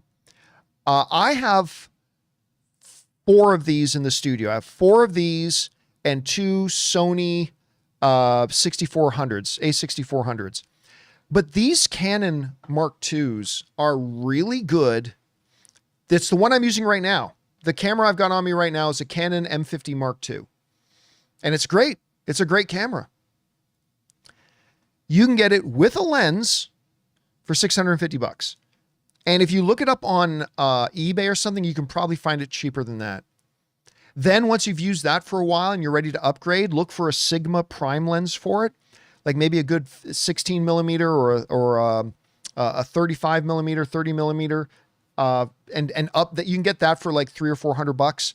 So just get the camera with the kit lens. You'll love it. Then when you're ready to upgrade a little bit more, buy a dedicated Sigma prime lens for it. And that's what I've got. I got a Sigma prime lens on this. It's a 16 millimeter, and it, the great autofocus, you can see it do that. It's wonderful. I really highly recommend that. So if you want to spend a little bit less, the Elgato Facecam Pro 2, it's a 4K camera. From everything I've seen online, it looks really good. If you want even better, I would suggest the Canon M50 Mark II. You can still get them on Amazon, and that's the one I would recommend. All right. Next up, we go to, that was Full Boil. Now we're at Anonymous, who writes, in the early 2010s, Joseph Gordon-Levitt seemed on the cusp of becoming a true A-lister. Yes, he did. After Snowden and The Walk fizzled, he kind of faded into the margins. It never felt like we saw his full potential. Do you think there is room for a Joseph Gordon-Levitt resurgence? Absolutely. 100%. Because here's the thing. You bring up Joseph Gordon-Levitt, people still put a lot of respect on his name. If Matthew McConaughey can have the McConaissance, and he deserved it, but if Matthew McConaughey can have the McConaissance, there is absolutely 100% room for a Joseph Gordon-Levitt dominant run. There really is. He just needs the right project or two. If he gets the right project or two, people generally really like Joseph Gordon-Levitt. People are fans of his, and I absolutely believe he can absolutely have a resurgence. 100% I believe that, Anonymous. All right, next up. Another one from Anonymous writes, hey gang, so it's confirmed the second film in the DCU will be Supergirl, Woman of Tomorrow. I'm excited, but is this short-sighted of Gunn? If Superman underperforms, I feel like marketing a Supergirl film later that year may be a losing battle. No, I actually think it's a good idea. And here's why. If Superman tanks, all right, critics don't like it, audiences don't like it, and the film doesn't do well at the box office. If the movie tanks, the next movie being a Supergirl movie is the least of their problems. That's the least of their problems. But if the Superman movie is well received, you're going to want to take advantage of that momentum and get Supergirl, because remember, Supergirl is going to be in the Superman movie. So if that movie goes over with audiences and audiences love it, you're going to want to take advantage of that momentum and get the Supergirl movie out quickly. You're absolutely going to want to do that. And listen, the movie can underperform. Listen, I've been telling everybody, nobody believes me, and that's fine. I don't believe the first Superman movie is going to do great at the box office, but that's fine. That's okay. They understand that DC has a terrible reputation right now. You're coming out with the first movie of a new franchise.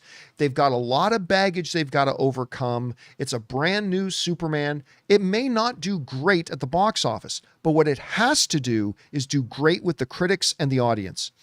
As long as the critics and the audience love it, then the DCU will be fine, because that'll be their first stepping stone, and it'll become great after that. So, and if it doesn't go over well with the audience, then the next movie being a Supergirl movie is the least of their problems, because they're done. I don't want to put any added pressure on James Gunn, who I adore, but I mean, if this Superman movie isn't great, doesn't have to be $1 billion film, doesn't even have to make $700 million. But if this Superman movie isn't great and the audience and the critics don't love it, I think they're done before they even get started. But if it is good, then you take advantage of that momentum by having Supergirl up really quickly after that. So that's my way of looking at it at any rate. All right, next up. Tack writes, Hulu said they would love to make Family Guy because it's frequently their most viewed show. I like Family Guy. They have also ordered 2 holiday specials. New season is spring of 2024 due to the packed schedule on Fox. Could it be one of the first big shows to move to streaming? Well, it wouldn't be one of the first big shows to move to streaming. Other shows have moved to streaming. Lucifer was a Fox network show, and it moved to Netflix. Kiefer Sutherland's Designated Survivor was a network TV show, and it moved to streaming. There will be others that do that will move their next season from their network show over to streaming. And Family Guy could be that, but I don't think Fox I don't think Fox has any desire to give up Family Guy because it's one of their big winners and it works for them frequently. So, I mean, we could see Family Guy go to streaming. It'd be kind of fun if it did, but I don't think Fox is going to give it up anytime soon. That's just my guess. All right. Next up, Megalo Police writes, I haven't heard this point expressed before. During the press conference, Francis Ford Coppola said, the studios are in great debt. So is he. Anyway, and their job is not so much to make good movies as to pay their debt obligations. That's a stupid thing to say. First of all, studios are have always been in debt. As Robert Meyer Burnett often points out, the history of Hollywood is that studio debt finances movies. Not everybody knows that, but Robert makes the point a lot. Studios debt finance movies. Okay? That's what they do. The other thing that the reason why what Francis said is stupid. Francis isn't stupid, but that's a stupid thing to say. The other reason that's stupid is to say their job is not so much to make good movies, it's their job to pay debt obligations. Okay, no, because the better you make a movie, the more money you will make. Not that every good movie makes tons of money, but every good movie makes more money than it would have if the movie had been bad. Fall Guy didn't do well financially, but it would have done worse financially if the movie wasn't as good as it is. Madam Web may have tanked, but it would have made more money if it was a great... I'm not saying Madam Web would have been a hit if it had been a good movie, but does anybody disagree that it would have made more money than it did? Honestly, I'm asking you guys, this isn't a rhetorical question. Do any of you believe that even if Madam Web was a good movie, it wouldn't have made more money? Of course it would have made more money if it were a good movie. And I don't know if it would have been a hit. I'm not saying it would have been a hit, but nobody fails to understand that if the movie was better, it would have made more money, right? It would have made more money, whether it was $50 million more or $300 million more, I don't know.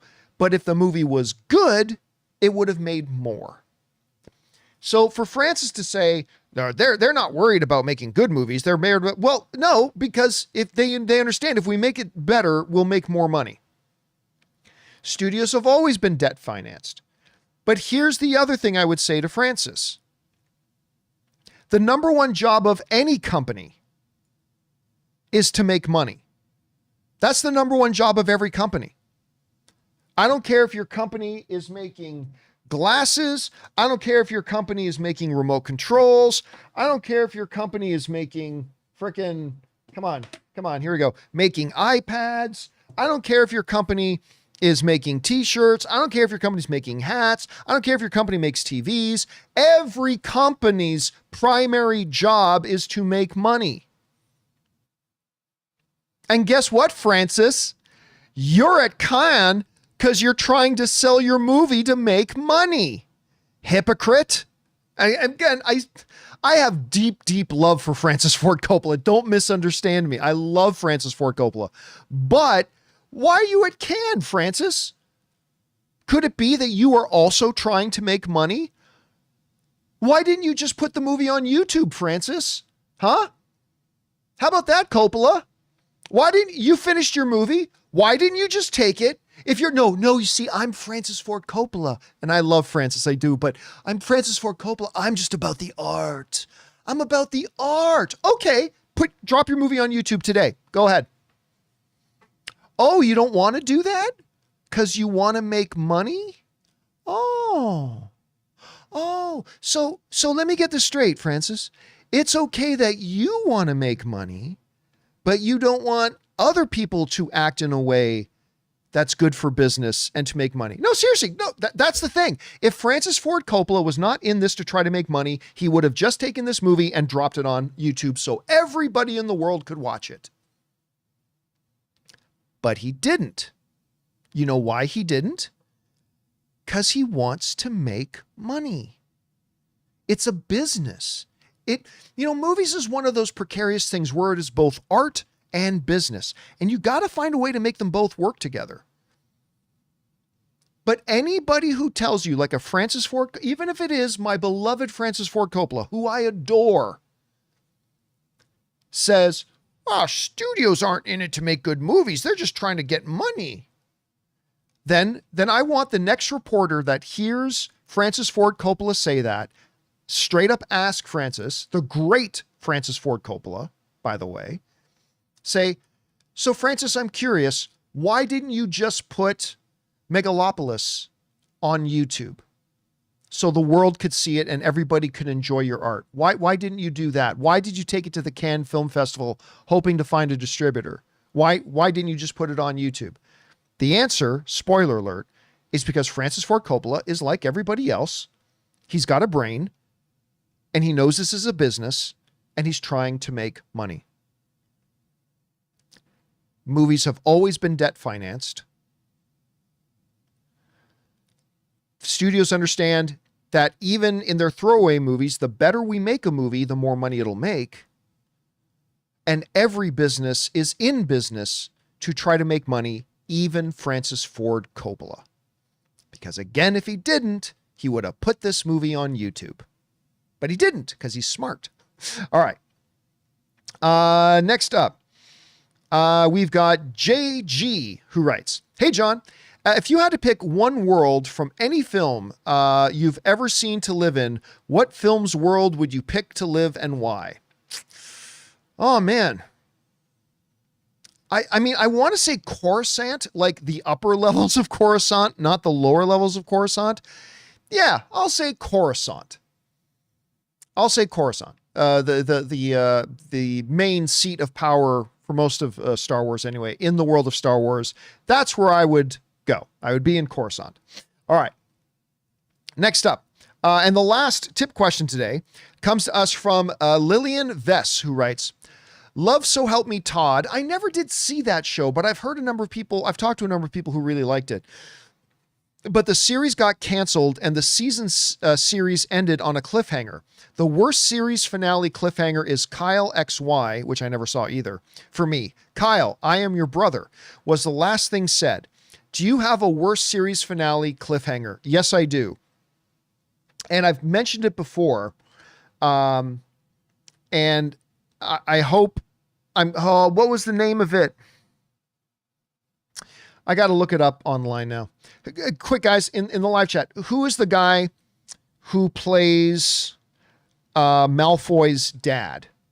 What was that actor's name again? The guy who plays Malfoy's dad in Harry Potter. Because there's a show that guy had. See if any of you guys remember that actor's name so I can pop it into IMDb and bring up the name of the show. Jason Isaacs.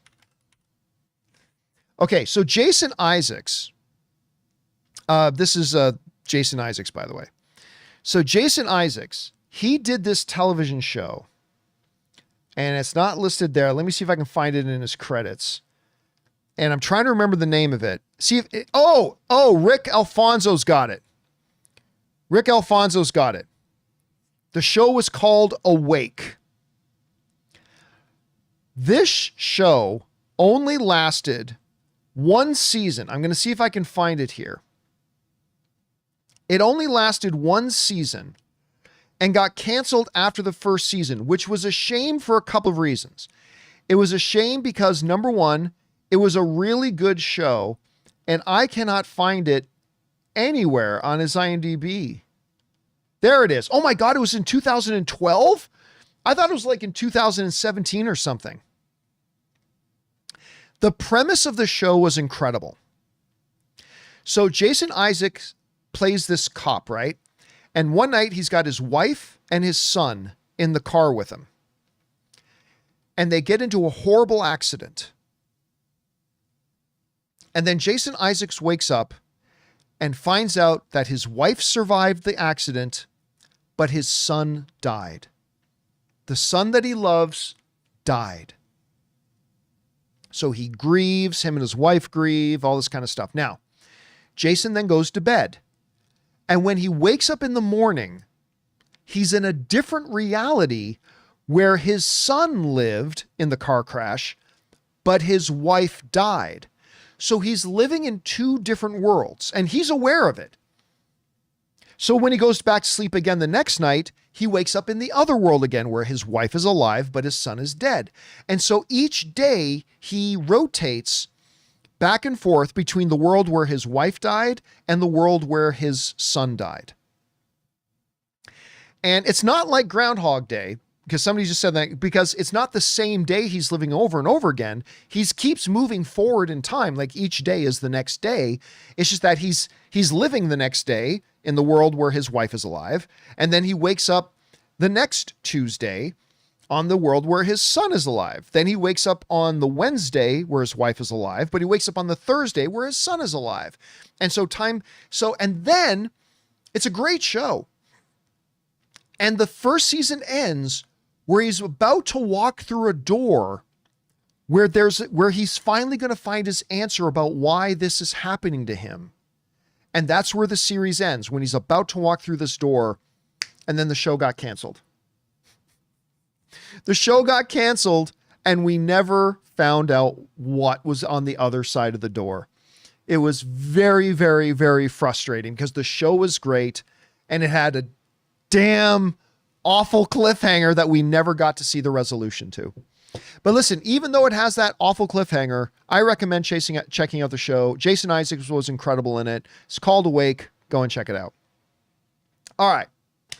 With that down, guys, I'm now going to move over and start taking your live questions that you guys have been sending in via the super chat. So we're going to go ahead and get to those. But before we do, we're going to take a quick second here and thank one of the sponsors of today's episode, our friends at Miracle Made. Guys, we want to take a second to thank a sponsor of today's video, Miracle Made. Did you know that your temperature at night can have one of the greatest impacts on your sleep quality? If you wake up too hot or too cold, I highly recommend you check out Miracle Made's bed sheets. Inspired by NASA, Miracle Made uses silver-infused fabrics and makes temperature-regulating bedding so that you can sleep at the perfect temperature all night long. When they arrived at our house, my wife Ann loved the feel of them so much, she couldn't even wait for me to get home to put them on our bed. Miracle Made has self-cleaning. These sheets are infused with silver that prevents up to 99.7% of bacterial growth, leaving them to stay cleaner and fresh 3 times longer than other sheets. Miracle Sheets also have incredible comfort and quality. Miracle Sheets are luxuriously comfortable without the high price tag of other luxury brands and feel as nice, if not nicer, than sheets used by some 5-star hotels. So go to TryMiracle, that's TryMiracle.com/Campea to try Miracle Made sheets today. And whether you're buying them for yourself or as a gift for a loved one, if you order today, you can save over 40%. And if you use our promo code Campea at checkout, you'll get 3 free towels and save an extra 20%. Miracle is so confident in their product, it's backed with a 30-day money-back guarantee. So if you aren't 100% satisfied, you will get a full refund. So upgrade your sleep with Miracle Made. Go to TryMiracle.com/Campea and use the code Campea to claim your free 3-piece towel set and save over 40% off. Again, that's TryMiracle.com/Campea to treat yourself.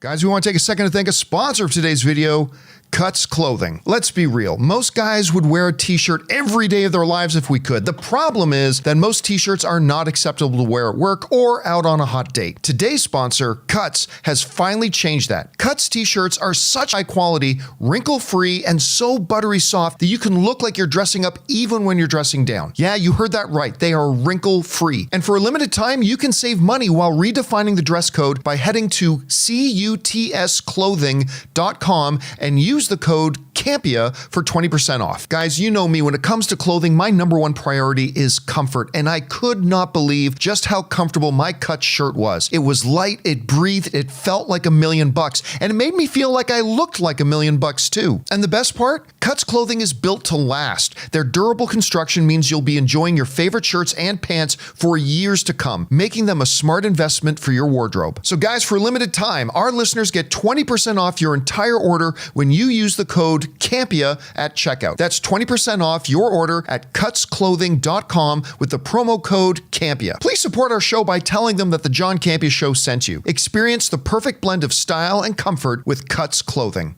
And thank you to our friends at Miracle Made and Cuts Clothing for sponsoring today's episode. All right, guys, with that all down, Let's get over to the live questions you guys have been sending in on the super chats. And we're going to start things off here with Dwayne Fernandez, who writes, "Hey, John, with the Paramount merger looming, should we prepare ourselves for projects getting canceled, including the announced The Last Ronin movie? It is possible. With like either an acquisition coming from Skydance or Sony, because they're both still in it, it is possible that announced projects could get axed, like Teenage Mutant Ninja Turtles 2 or The Last Ronin thing or some other stuff. Like, yeah, it is possible. Now, it could be that whoever buys it might want to double down and do even more, but it is possible that they just could get axed altogether. We'll see.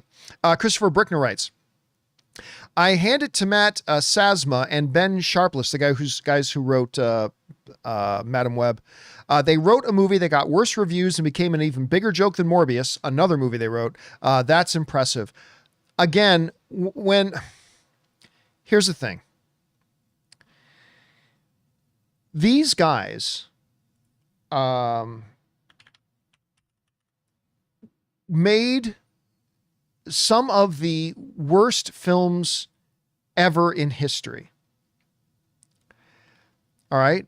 Now, they also did one or two things that aren't so bad, but these guys wrote, before they did Madam Web, they wrote Morbius. Lost in Space wasn't bad. Okay. I'll defend Lost in Space. I personally liked Lost in Space. Okay. But they did the Power Rangers movie that wasn't well received. Gods of Egypt, which is a horrible garbage movie. The Last Witch Hunter, which is a horrible garbage movie. And Dracula Untold, which is a horrible garbage movie. This is where I just get mad at Sony, a studio I like. I like Sony. But what on frickin' earth possessed you to go, okay, we're going to make the next movie in the Spider-Verse that we're doing. We're going to do Madam Web. Okay, yeah, Madam Web, that could be interesting. We have a new take on the character, could be kind of interesting. All right, now who are we going to get to write this? Because, you know, the script, this like the most important thing. Other than the director we get, like the script is the foundational thing. This is our story. Who are we going to get to write it? And somebody in that room said, hey, what about the guys who wrote Dracula Untold, The Last Witch Hunter, Gods of Egypt, and Morbius? Yes, that's perfect. Let's get those guys to write our Madam Web script. Now listen, I don't feel good bagging on people. I really don't. Like, I'm sure these guys are doing like everybody else. They're doing the best they can. They love what they do. They love to create. They love to write, and they're trying to create worlds, and they've landed these dream gigs about making movies. And I'm sure they're wonderful people and have parents and spouses and siblings and friends who love them and they love in return. And I always feel bad about directly bagging on people. So I don't mean to sound like I'm trying to attack these guys as individuals, as human beings, as people. But my job is to comment on the movie business. And straight up, they have written some of the worst films ever. And how does Sony go, yeah, the guys who wrote Egypt and Dracula Untold and Morbius, yeah, let's get them to write our script. What the hell, man? What the hell? What are we doing? What the hell are we doing? Anyway, all right. Sorry about that. Next up, we got Robert Presser, who writes, I really hope they nail the How to Train Your Dragon live action movie, Me Too. A perfect trilogy, in my opinion. If not, then they really trained the dragon, bring on the filthy. Yeah, listen, I love the How to Train Your Dragon series. I mean, like, it's not as good as like the Toy Story series or anything, but it's a wonderful, wonderful series of films. I love each and every one of them. And I'm very excited they're doing a live action one. And I hope they nail it. I really do. But you know what? If they don't, here's the thing. This is the good news. Let's say it ends up being terrible. All right. No problem. We still have the original animated movies. Right? That's where we have a no-lose situation as fans. So they're making a live action How to Train Your Dragon. So if it's good, we win. Because we get another new movie that we love to watch and enjoy. And if it's bad, we still win because we still have the original animated films, right? There's a no-lose situation here, except for the studio that could lose money. But for us as fans, it's a no-lose situation. All right. Next up, we've got Damaris Love, who writes, what mistake do you think X-Men Apocalypse made that caused it to lose its audience? It's just not a good film. I mean, the story didn't flow.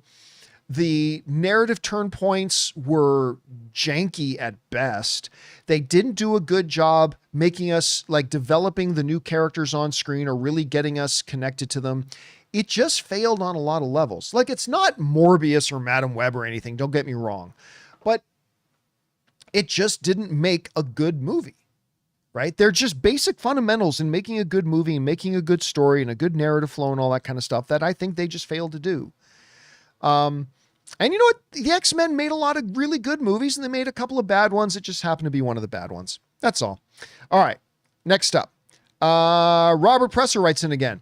Madam Web is hot garbage in my opinion, but the mother-daughter scene hit me more after my daughter was born and I saw it again. The original Terminator-ish plot sounded way better. I wish we got that instead. Yeah, and listen, I'm in agreement with you. I actually, as much as I bag on Madam Web, I do like that scene. I think that was a legitimately heartfelt scene that actually elicited some emotion in me. And I liked that scene. I thought it was good. The rest of it wasn't. And you're right. The sound of the film sounded really good to me. Like, honestly, the first kind of theories we had were that a Spider-Man has come back, like a spider villain, Ezekiel, has come back in time to try to kill Peter Parker's parents so that Peter Parker's Spider-Man would never be born. Remember, that was kind of the fan theory that was going around. I had that theory too, right? I think that could have been awesome. But here's the thing. This could have been awesome too. The idea of a being who's had visions of his own death and wanting to take out those responsible for his death before they could age and get their powers, that can work. That can work. That is a story setup that we've seen before, and it can work. If you write a good story around it, put, relatable characters, have good dialogue, and have a good narrative flow, patch up your logic problems, and that premise can be a good movie. But they failed. And so that was that. All right. Next up, we've got Robert again, who writes, Madam Web problems. The writing is bad. Yeah. When both Mike Epps and Adam Scott aren't funny, some of it's them. The cast had close to zero chemistry. I will disagree with you. I think Adam Scott read his lines as good as they could have been. I don't think you could have done those any better. The weakness was the lines were bad and the jokes were bad. But if anybody could have made them work, it was Adam Scott. And even him doing the best he couldn't do it. So I think that's really still back on the script, Robert. Robert again writes, the action was mostly terrible. Yep. And the refusal to say Peter's name was weird. It was weird. Like, it just felt dumb. It felt like a Sci-Fi Channel movie, but with a bigger budget. Yep. I can't disagree with anything you just said, Robert. I'm in 100% agreement with you on that. All right. JW writes, love your out of the theater reactions. Thank you. Will you still do them after you retire? That's a good question. I don't know why people keep asking me about my retirement, because it's still like well over a year away. So we've got like 200 to 300 more John Campea shows to do. Like, it's a long ways off, but, yes, when I retire, I'm still going to be modestly active. Like, what I know for sure is when I retire, I'm still going to do a podcast.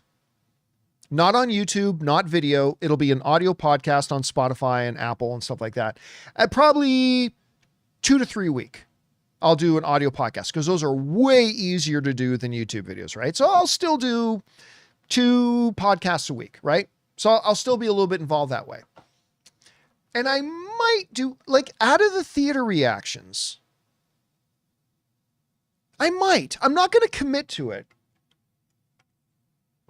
I'm not going to commit to it, but that does sound like something that I might still do. Because it's simple. I just come out of the movie theater, Ann holds my phone, I say something for 45 seconds and upload it to YouTube, right? It's maybe that's something I'll still do. We'll see. That's not a bad idea. All right. Next up, Mr. Hank Dunn writes, Deadpool Wolverine ticket watch. No, we won't be doing one. Ray and I have done these great things that we have loved doing. We've done 2 of them called ticket watches, and we've had a blast both times that we've done them. And we were going to do one for Deadpool. We were going to do one for Deadpool, but we can't because tickets come out tomorrow at, I believe, our time at 6 a.m. We're not going to do a ticket watch at 6 a.m. We're just not. Number one, I don't plan on getting up at 4:30 so I can be ready to do a 6 a.m. stream. Number two, nobody else is going to be awake to watch us do a ticket watch stream. Now, the other ticket watches were when the tickets were dropping at like 8 p.m. on a Thursday or at a 7 p.m. or whatever. So I planned on doing a Deadpool and Wolverine ticket watch, but that was based on the idea that it would be releasing their tickets sometime in the evening, like other movies have. Apparently they're dropping the tickets for Deadpool and Wolverine at 6 a.m. in the morning, my time. I'd love to do a ticket watch for it, but there's no way I'm doing that. Like, no fucking way I'm doing that.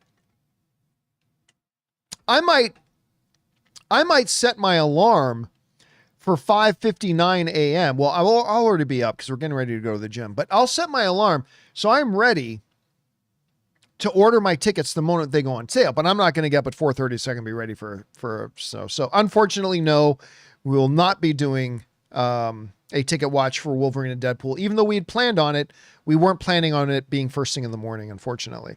All right. Hank Poole writes, Deadpool, not like Deadpool Land. No, don't worry, Hank. We understood what you meant, man. Mark Netto writes, Madam Web, not going to do it. Besides, I'm churned off Netflix. It's all costing too much, in my opinion. Listen, churn is a big thing with a lot of people right now, with there being so many streaming services and the prices going up on all of them. Like, look, I still contend, and I will argue anybody on this, and I'm right. The price of Netflix is a reasonable price for what you get, for what you and I get for Netflix. It's a reasonable price. Like, Anne just binged all of the new season of Bridgerton, right? And I've watched, well, oh God, all the stuff we watch on Netflix lately. So what you pay for Netflix is a reasonable price. I contend, and I'm right, that what we pay for Disney Plus is a reasonable price. When you look at the size of the catalog you get on that, it is a reasonable price. The price of Peacock is a reasonable price. The price of Paramount Plus is a reasonable price. The price of, especially Max, when you look at their catalog, what you get access to their whole catalog for what you pay a month is a reasonable price. The problem is when you start adding them all together.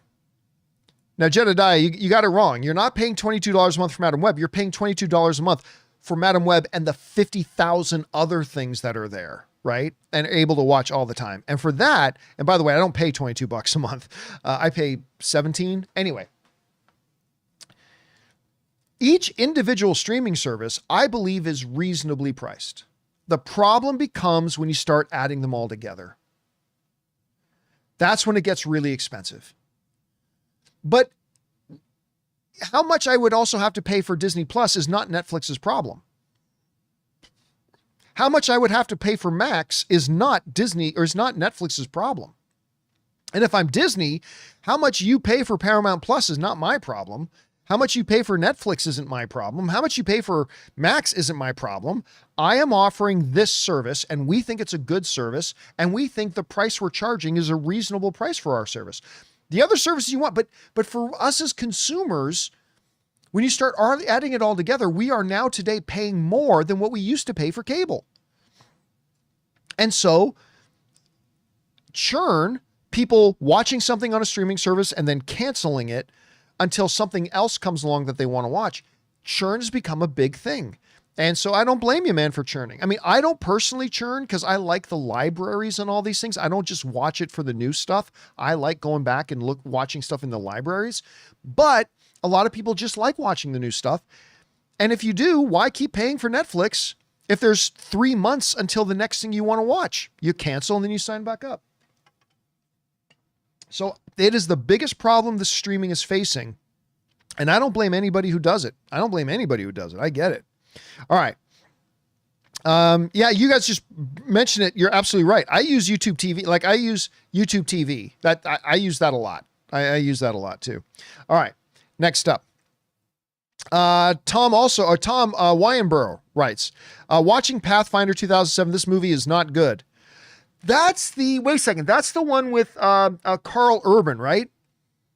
Help me out in the live chat. Let me know if I'm right or wrong about that. Is that the one with Carl Urban? That Pathfinder? If that's the one I'm thinking of, because it was like 17 years ago, but if that's the one I'm thinking of, yeah, that wasn't a very good movie. That was not a very good movie. If it's the one if it's the one with Carl Urban that I'm thinking about it. The Ghost Dragon is saying, yes, it is. Okay. Yeah. The one with Carl Urban. Yeah. Not good. Not good, which is too bad because I love watching almost everything with Carl Urban in it.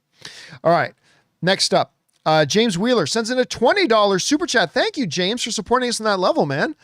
And James writes, hello, John. I just wanted to let you know, yesterday I watched If, and I absolutely loved it. I thought it was amazing and do not understand how half the critics didn't like it. Listen, man, I am with you. And like half the critics do like it. So you can't say critics didn't get it. No, half of the critics liked it. Half of them didn't. There are always movies that I like that maybe a bunch of critics didn't like. And I go, yeah, okay, look, I liked it, but I get it. I get why you didn't like it. That's cool. Or movies that I hated that other critics like. And I go, okay, I hated the movie, but I get why you liked it. That's okay. Yeah, sure. It's all subjective, right? I don't get it about If. I don't get why half the critics didn't like it. I love this movie. And I just don't see what's in it that made half the critics not like it. Half the critics did, like me, and then half of them didn't. Now, before anybody goes on, oh, John, you're just biased because of what's his face, Ryan Reynolds. You're just biased because of Ryan Reynolds. And Ryan Reynolds, by the way, has been for years now a sponsor of my show with Mint Mobile and all that kind of stuff. Full disclosure, absolutely. But I want to remind everybody that it being a Ryan Reynolds movie for years has not stopped me from bagging on Ryan Reynolds movies when I didn't like them. 6 Underground was terrible. The recent one he did with Dwayne Johnson, Red Notice, was terrible. And I don't hesitate to say a movie is bad. And if, Ryan Reynolds wants to sponsor my channel, but only wants me to say good things about his movies, he's going to have to go find another chance to sponsor. And by the way, he's never done anything remote to that. Never once anything remotely to that has he ever done. So like I bag on Ryan Reynolds movies when they come out and they're not good. I'll say they're not good. But If is wonderful. If is wonderful.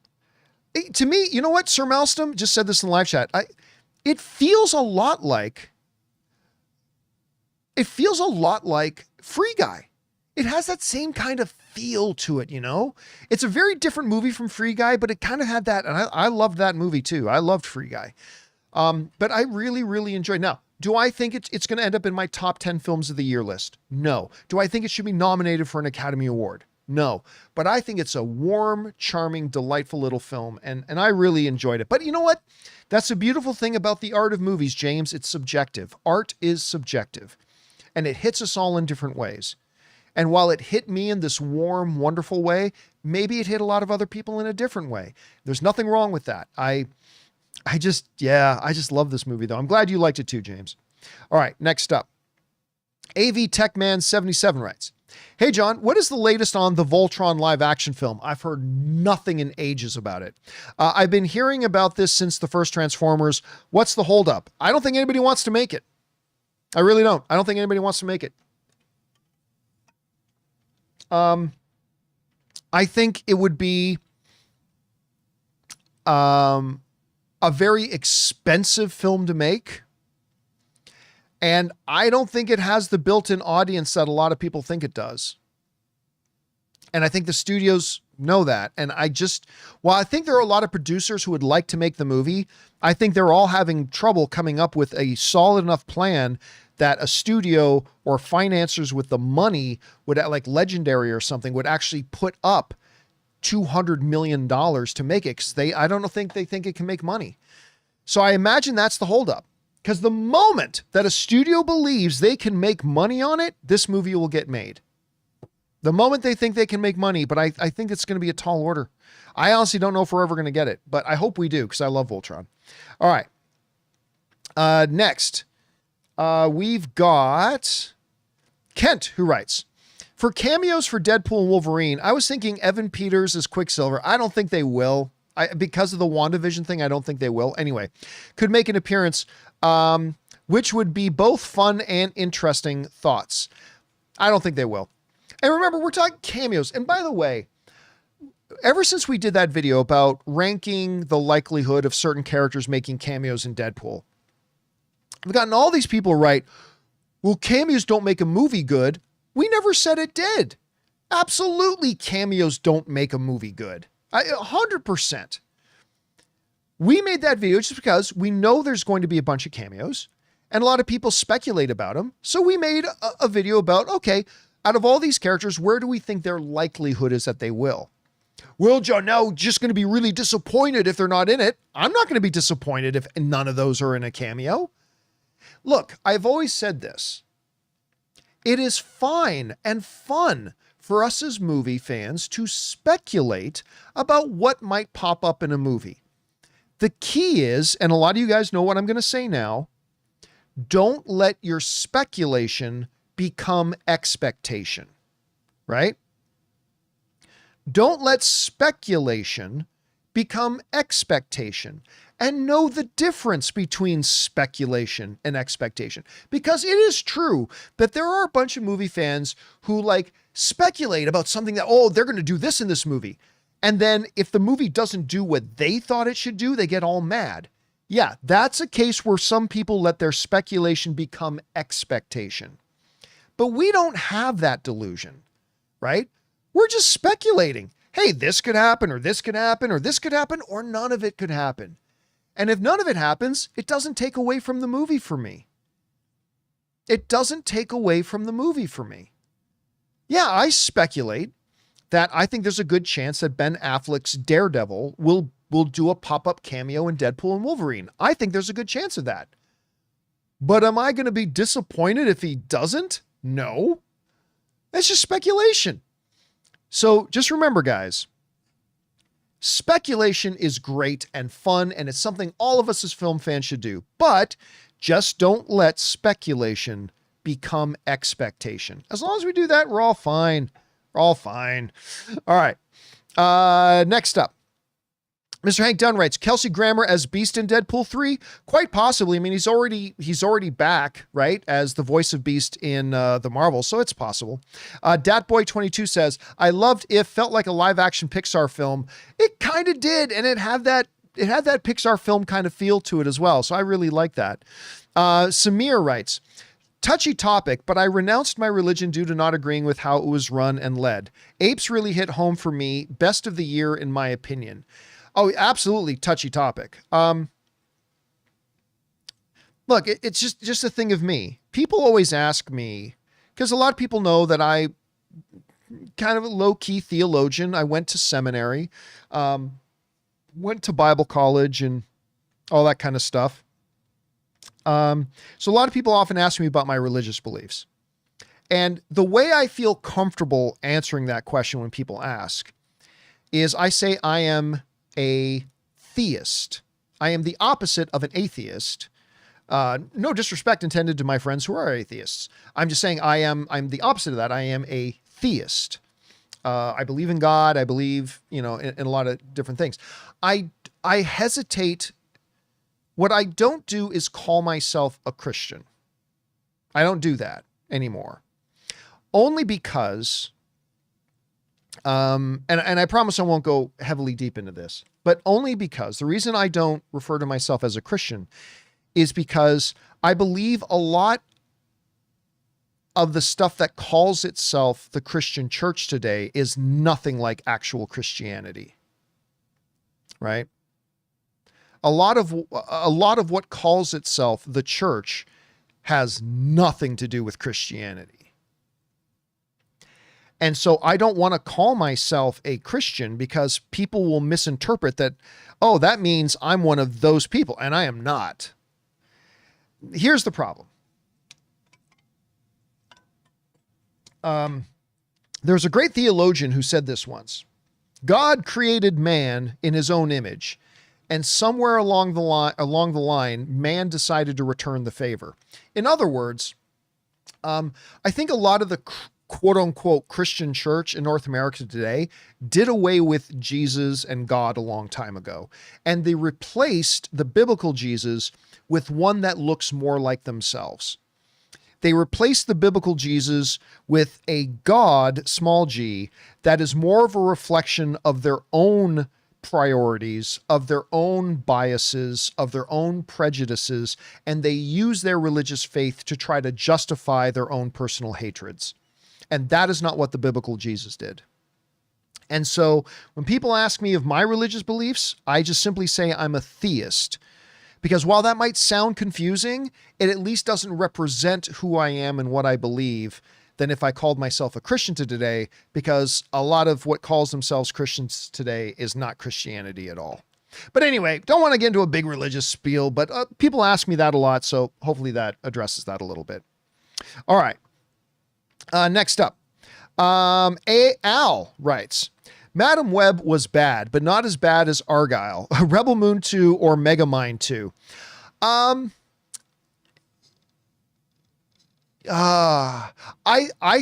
thought Argyle was better than Madam Web. I did not like Argyle. It was a bad movie, but I didn't think Argyle. I don't think Argyle is as bad as Madam Web. I never did see, thank goodness, Megamind 2. And you might be right about Rebel Moon 2. Rebel Moon 2 is a disastrously bad movie. I'll put Madam Web and Rebel Moon 2 on the same level. Which sucks because I really like Zack Snyder. I'm not a Snyder bro, but I really like Zack Snyder. Before Rebel Moon, there was only ever one Zack Snyder movie I didn't like, and that was Sucker Punch. And that's okay because even Zack Snyder said he doesn't like Sucker Punch. So that's fine. I've liked every single one of all the other Zack Snyder movies. But Rebel Moon, man, Rebel Moon 1 and 2 are just awful. Like just so bad. Anyway, next, and it really sucks that I don't like Sucker Punch because there's a friend of ours is one of the stars of Sucker Punch. Actually, an old friend of Anne, like one of Anne's sorority sisters. Like a close friend of Anne's back in the day. And so I feel really bad that I didn't like Sucker Punch, but I didn't like Sucker Punch, whatever. And she's a great actress, by the way. She's a terrific actress. Next up, Finnerco writes, Madam Web is the worst movie I've seen in the last 10 years. How can they fail at every level?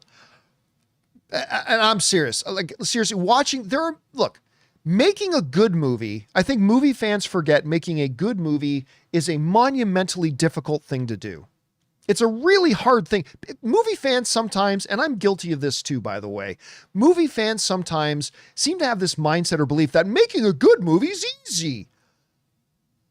It's Herculean to make a good movie. It's so hard to make a good movie. But when you look at a movie like Madam Web, like you got to ask yourself, who was watching the dailies on? First of all, who read this script and thought, yeah, let's greenlight this.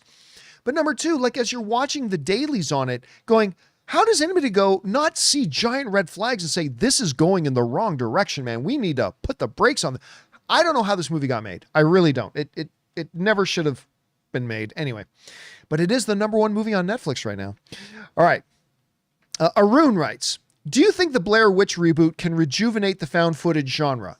It can. I'm not saying it will, but it can. Schnepp had pranked his friends telling him that the movie footage was real. Oh yeah. So John Schnepp, like he got this movie and then he showed it to somebody who had never heard of it before. And John Schnepp played along that this is real found footage, and it just freaked the guy out, right? Blair Witch Project, and it's kind of cool today to bag on that movie, but listen, that movie was a touchstone kind of movie. That movie freaked people out, and it was made dirt cheap, and it was a part of the pop cultural conversation for a long time. Now, found footage movies became way too common, and I started to really dislike them. Chronicle was an exception. Chronicle was a great found footage movie with Michael B. Jordan. That's a great movie. I love Chronicle. So good. But I got very tired of found footage movies. But if they do Blair Witch Project, and I'm not sure if they'll do it found footage or not. I don't think they've said whether or not the reboot will actually do it found footage style, but if it does, and if it's really great, it could rejuvenate the found footage film. I'm not saying it will. But it's possible, right? It is possible if it's really great. Well, and if it's really successful, we'll see though. All right. Next up, we've got Ray Loves Trenchcoats writes spider graphic memory about how did he get their faces so perfect? Instead of photographic memories, spider. I like that. That's good. Danny Sanchez writes, if was bad, beautiful visually, story was terrible. And listen, that's the thing, man. Movies are subjective. I thought the story was beautiful. I thought it was a really beautiful story, but it hit you in a different way. And there's nothing like, so you and I can disagree on that, and that's fine. It hit you in a certain way because it's art, but it hit me in a totally different way. I'm glad you expressed your thoughts. All right.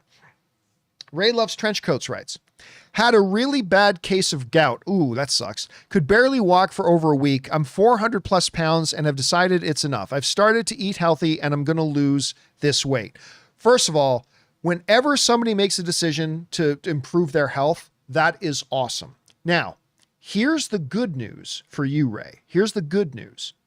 If you're tipping at about 400 pounds right now, the great news is if you start a program, you are going to notice very quick results. I'm not saying quick as in you'll get down to 200 pounds quick, but like if you're like 220 pounds and you decide you want to lose weight, you're already not that heavy. So losing that weight's a little harder.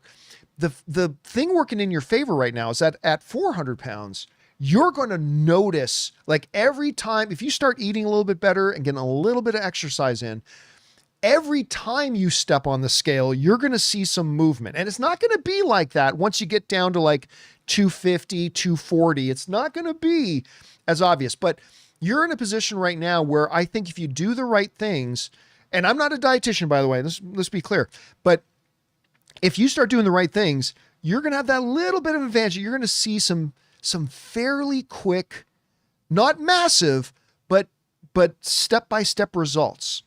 You're going to see if you start eating a little bit different and getting a little bit of exercise in, you're going to see go from 400 to like 385 a lot quicker than somebody who's at 240 can lose 15 pounds, right?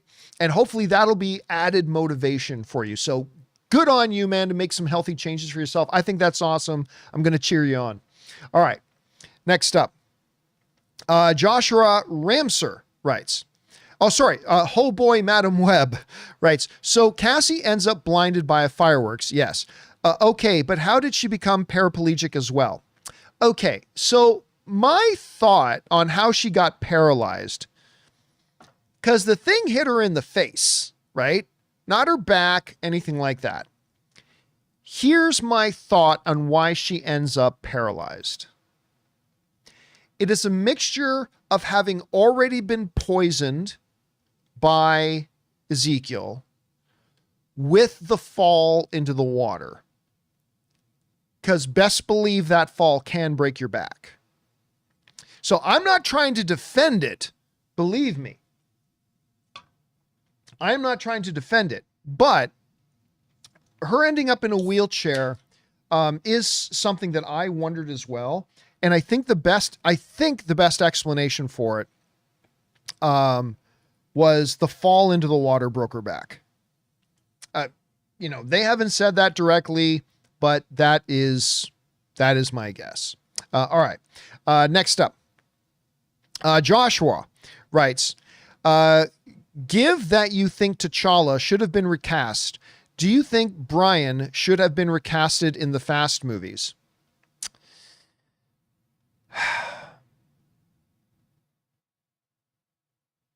That's a good question, man. That's a very good question.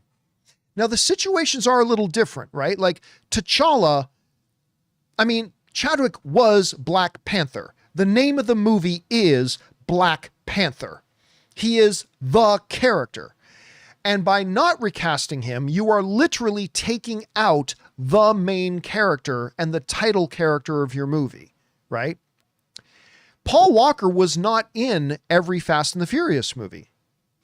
I'm just saying he wasn't. Paul Walker did not appear in every Fast and the Furious movie already. There had already been a Fast and Furious movie without Paul Walker in it. Although he was absolutely one of the main characters, but it was very much an ensemble cast, right? The movie wasn't called Dom and Brian because Dominic, Vin Diesel himself wasn't in all of the Fast and the Furious movies. He wasn't. Chadwick Boseman was T'Challa. T'Challa is Black Panther. Black Panther is T'Challa. 100% they should have recasted him. And I'm not mad that they didn't, because again, their motivations were pure. They wanted to honor Chadwick, and I get that. But I just disagree wholeheartedly, because I think the best way you honor Chadwick or anybody in that situation is to pick up the baton for them and carry on their work. Carry on the legacy. That's how you honor them. You don't honor them by saying, oh, the actor who played the roles died, so we can't have the character anymore. I think that was a very, very bad decision on their part. With Paul Walker and Fast and the Furious, should they have done the same? Again, the situation is a bit different. And the other difference is that when Paul Walker had died, that group of people had been making these movies together for, well over a decade. I got to look this up. When did the first Fast and the Furious movie come out? Hold on a second. The Fast and the Furious. So the Fast and the Furious came out in 2001. And when did Paul Walker die? Yeah, Paul Walker died 12 years later. So that group of people had been making movies together with Paul Walker for over a decade. For 12 years, they had been working together. And the other big difference is Paul Walker literally died while they were halfway through making one of those movies. All those things together means I think it's a little bit of a different situation than the Chadwick Boseman as T'Challa situation. I could be wrong. I might be wrong, but I see them as two different scenarios. Now, that being said, I would have been okay if they recast Paul. I really would have. If Paul's family had supported it and not Dominic Toretto and Vin Diesel said, me and Pablo, that's what he calls Paul Walker, me and Pablo did this together. And if we're going to carry on Fast and the Furious, we're going to carry on this legacy, and we're going to go out and get somebody awesome to start playing Brian, because we think that's what Paul would want. And we think that, so if they had done that, I would have been perfectly okay with it. But given the circumstances, that the movie was not called Brian, it was called Fast and Furious. Given the fact that Paul Walker hadn't been in every Fast and Furious movie anyway, given the fact that he literally died halfway through filming one of the movies, and given the fact that this group of people had been making these movies together for 12 years, that creates a very different set of circumstances that I totally get why they didn't recast the character. And the fact that it's already, Fast and Furious is already a very big, large ensemble cast. So I would have been okay if they recast him, but I'm also very okay that they didn't in those circumstances. in the circumstances of Black Panther and Chadwick Boseman, I absolutely think they should have recast him. But anyway, it's a great question, man. That's a great question, Joshua. One that I hadn't really thought about before, and I think it's a very thought-provoking one. I'm glad you brought it up. Anyway, well done. Next up, we've got Logan Vaughn, who sends in a $20 super chat. Thank you, Logan, for supporting us on that level. Logan writes, thinking about Deadpool 3 cameos, maybe there's a montage through the worst comic book movies. Deadpool could try and fail to recruit other major comic book movie characters that disappointed. That's how we get cameos. I mean, maybe, but it's possible. Like, I really do think a lot of the cameos might revolve around him trying to recruit other people to help save his universe. Or a lot of the characters will be in that, that nether world from Loki, where I can't remember what they call that in-between world where they end up, but they could just be there. Like, we've seen a couple of them in the trailers already, but I also agree that I think there's going to be, I don't think Wolverine is going to be the first guy. Oh, thank you, Jose Rodriguez. It's called The Void. That's right. The Void. I don't think Wolverine will be the only guy that Deadpool tries to go and recruit to help him save his world. I think there will be others, and I think that will be the point of a lot of these very, very quick cameos. Very short, very quick cameos. I think that'll be a big part of it. Anyway, thanks for writing that in, Logan. Again, thanks for supporting us on that level, man. Appreciate that, dude. All right. Quinn Udi writes, have you seen the 2017 indie flick Ingrid Goes Yes, starring Aubrey Plaza? I like that film. I felt like the movie addressed mental health awareness very well. And I thought it was a charming movie. Listen, and I got to admit, I'm also just a big Aubrey Plaza fan. I really like Aubrey Plaza, but yes, 100%. I saw it. I liked it. I think more people should go check it out. Was it really in 2017? That was 7 years ago. I swear to God, if you had brought up that movie to me in a conversation, said, oh, when did that come out? I probably would have said, I don't know, like 2020, 2021. 7 years ago. Oh my God. All right. EJ Tan writes, hey, John, sorry for sending in that question twice regarding 4DX. Did you send it in twice? Anyway, and if you remember your experience with it, that was my mistake. Anyways, I saw If yesterday and I loved it so much. So heartwarming. Yeah, I don't remember you sending it in twice, but that's okay. Again, all respect to anybody who saw it and didn't like it. All film is subjective. It hits us in different ways, and it didn't hit you the same way it hit me. And that's fair. That's the beautiful thing about movies, man. But I'm glad you liked it. I think this is a special film. I know my wife, Anne, ugly cried like half of the movie. She was in tears like half of the movie. And when you can make a piece of art that elicits that kind of an emotional response from people, you've done something right. Again, just because it elicited that response from her doesn't mean it's going to elicit it from you. Nothing wrong with that. But for us, it really worked. And I'm glad you had a good time with it, EJ, because I really enjoyed it too. All right, next up. CJ sends in a $20 super chat. Thank you, CJ, again, for supporting us on that level. John, have you ever been to a Paragon Theaters? I've never even heard of it. It's incredible, with half walls that divide seats that recline. Oh, yes, are heated and with QR codes to order food. Alamo Drafthouse is also great. Lastly, just saw Madam Web and puke emoji. I have never been to a Paragon Theater, but now I'm forgetting the name of it. There was a theater. It is a chain. They only had a couple of locations in California, I think. And I'm forgetting the name of it now. I've talked about it on the show before, but it was like that. Like, you went into first of all, you get to this theater, and it's in Pasadena, and it's underground. So the first thing, you walk in the door and you go down escalators, and then you get into this beautiful lounge, like a study in an old expensive mansion, right?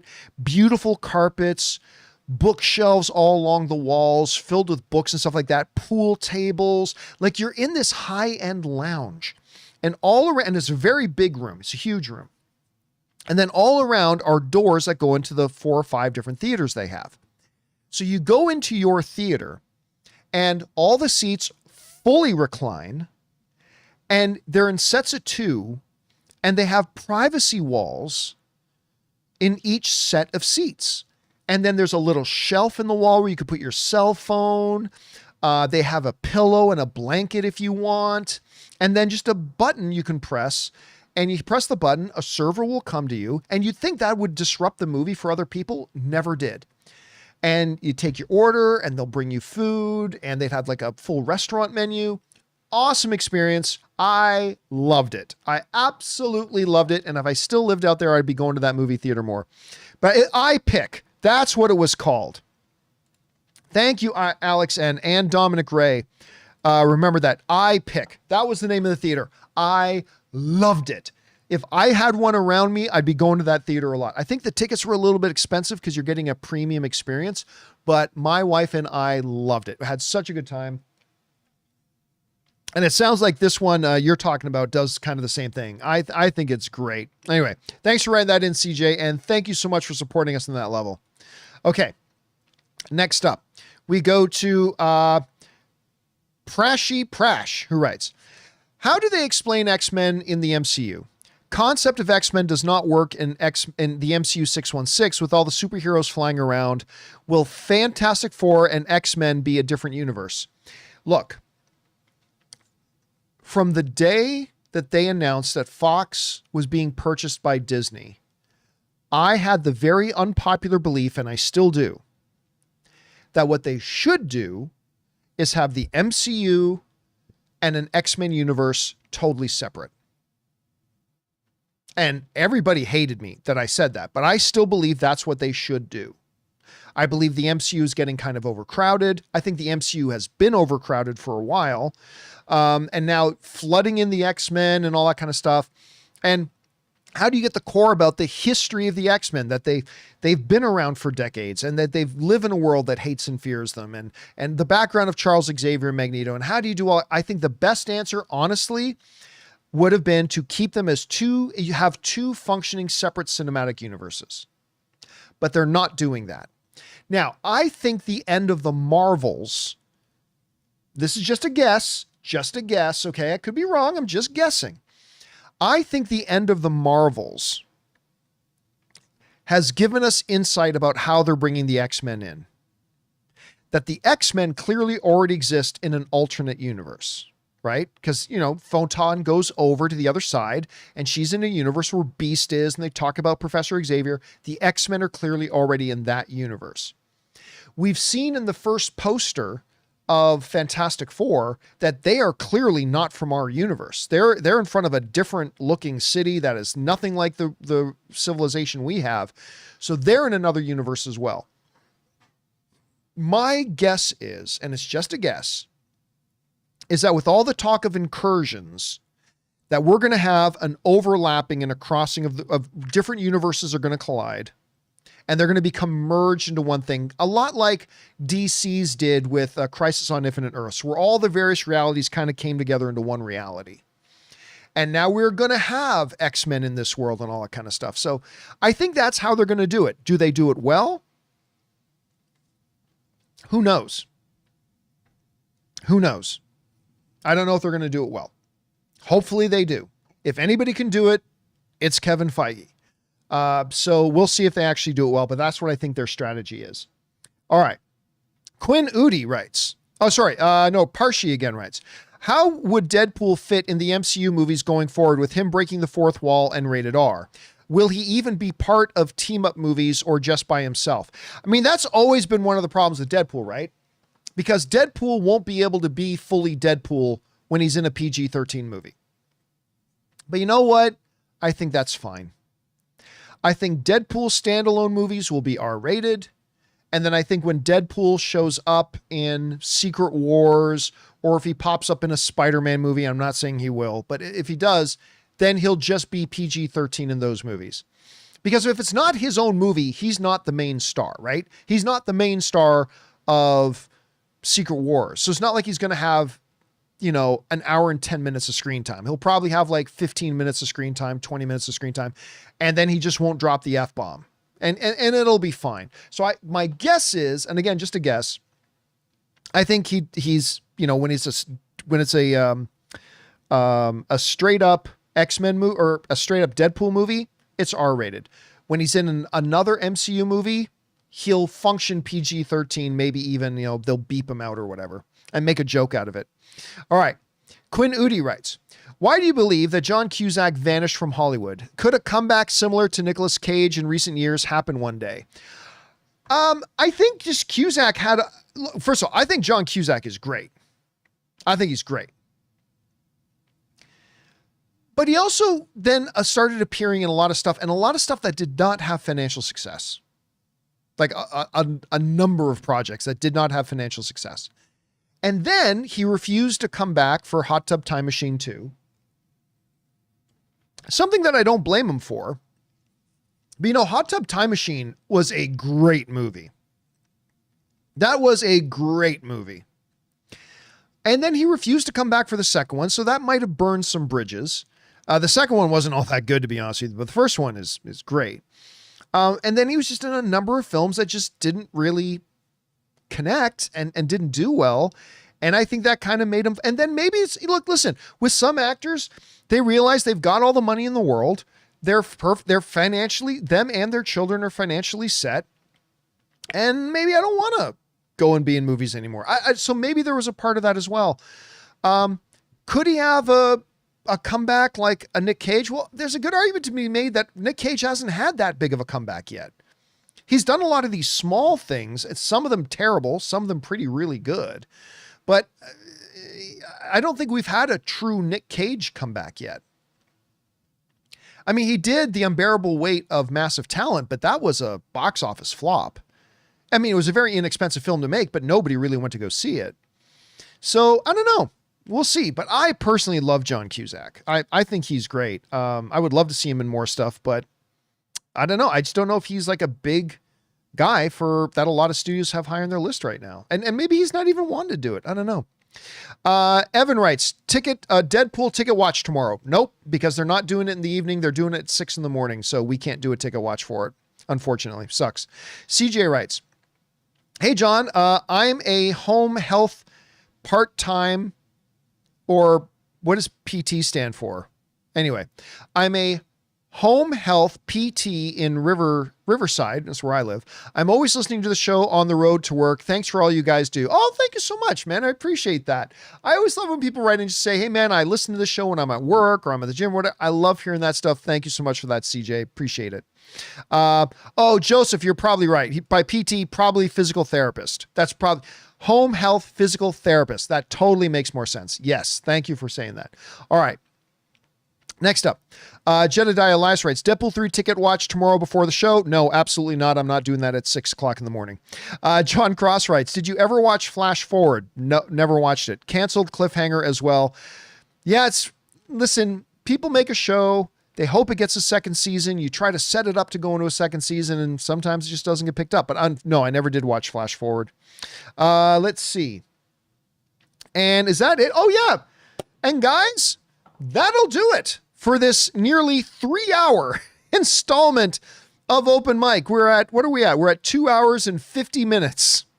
So almost 3-hour installment of Open Mic here today. My voice is going. I hope I still have a voice for tomorrow, for the show tomorrow. Anyway, guys, thank you so much for being here and joining me here today on this Sunday. It's been great having you here. I had a really good time doing these. And yeah, thank you to all of you guys who sent in the questions, both on the tip link and using Super Chats. 1, because you gave us great fun things to talk about. And 2, you've supported our channel as you did it. And all of us involved with our channel, thank you guys so very much for your support. Don't forget to come on back and join me, Rob, Jonathan, and Ray tomorrow for tomorrow's installment of the John Campea Show. We'll look forward to seeing you guys then. That'll do it for me, guys. Thanks a lot for being here. My name is John Campea, and until next time, my friends, bye-bye.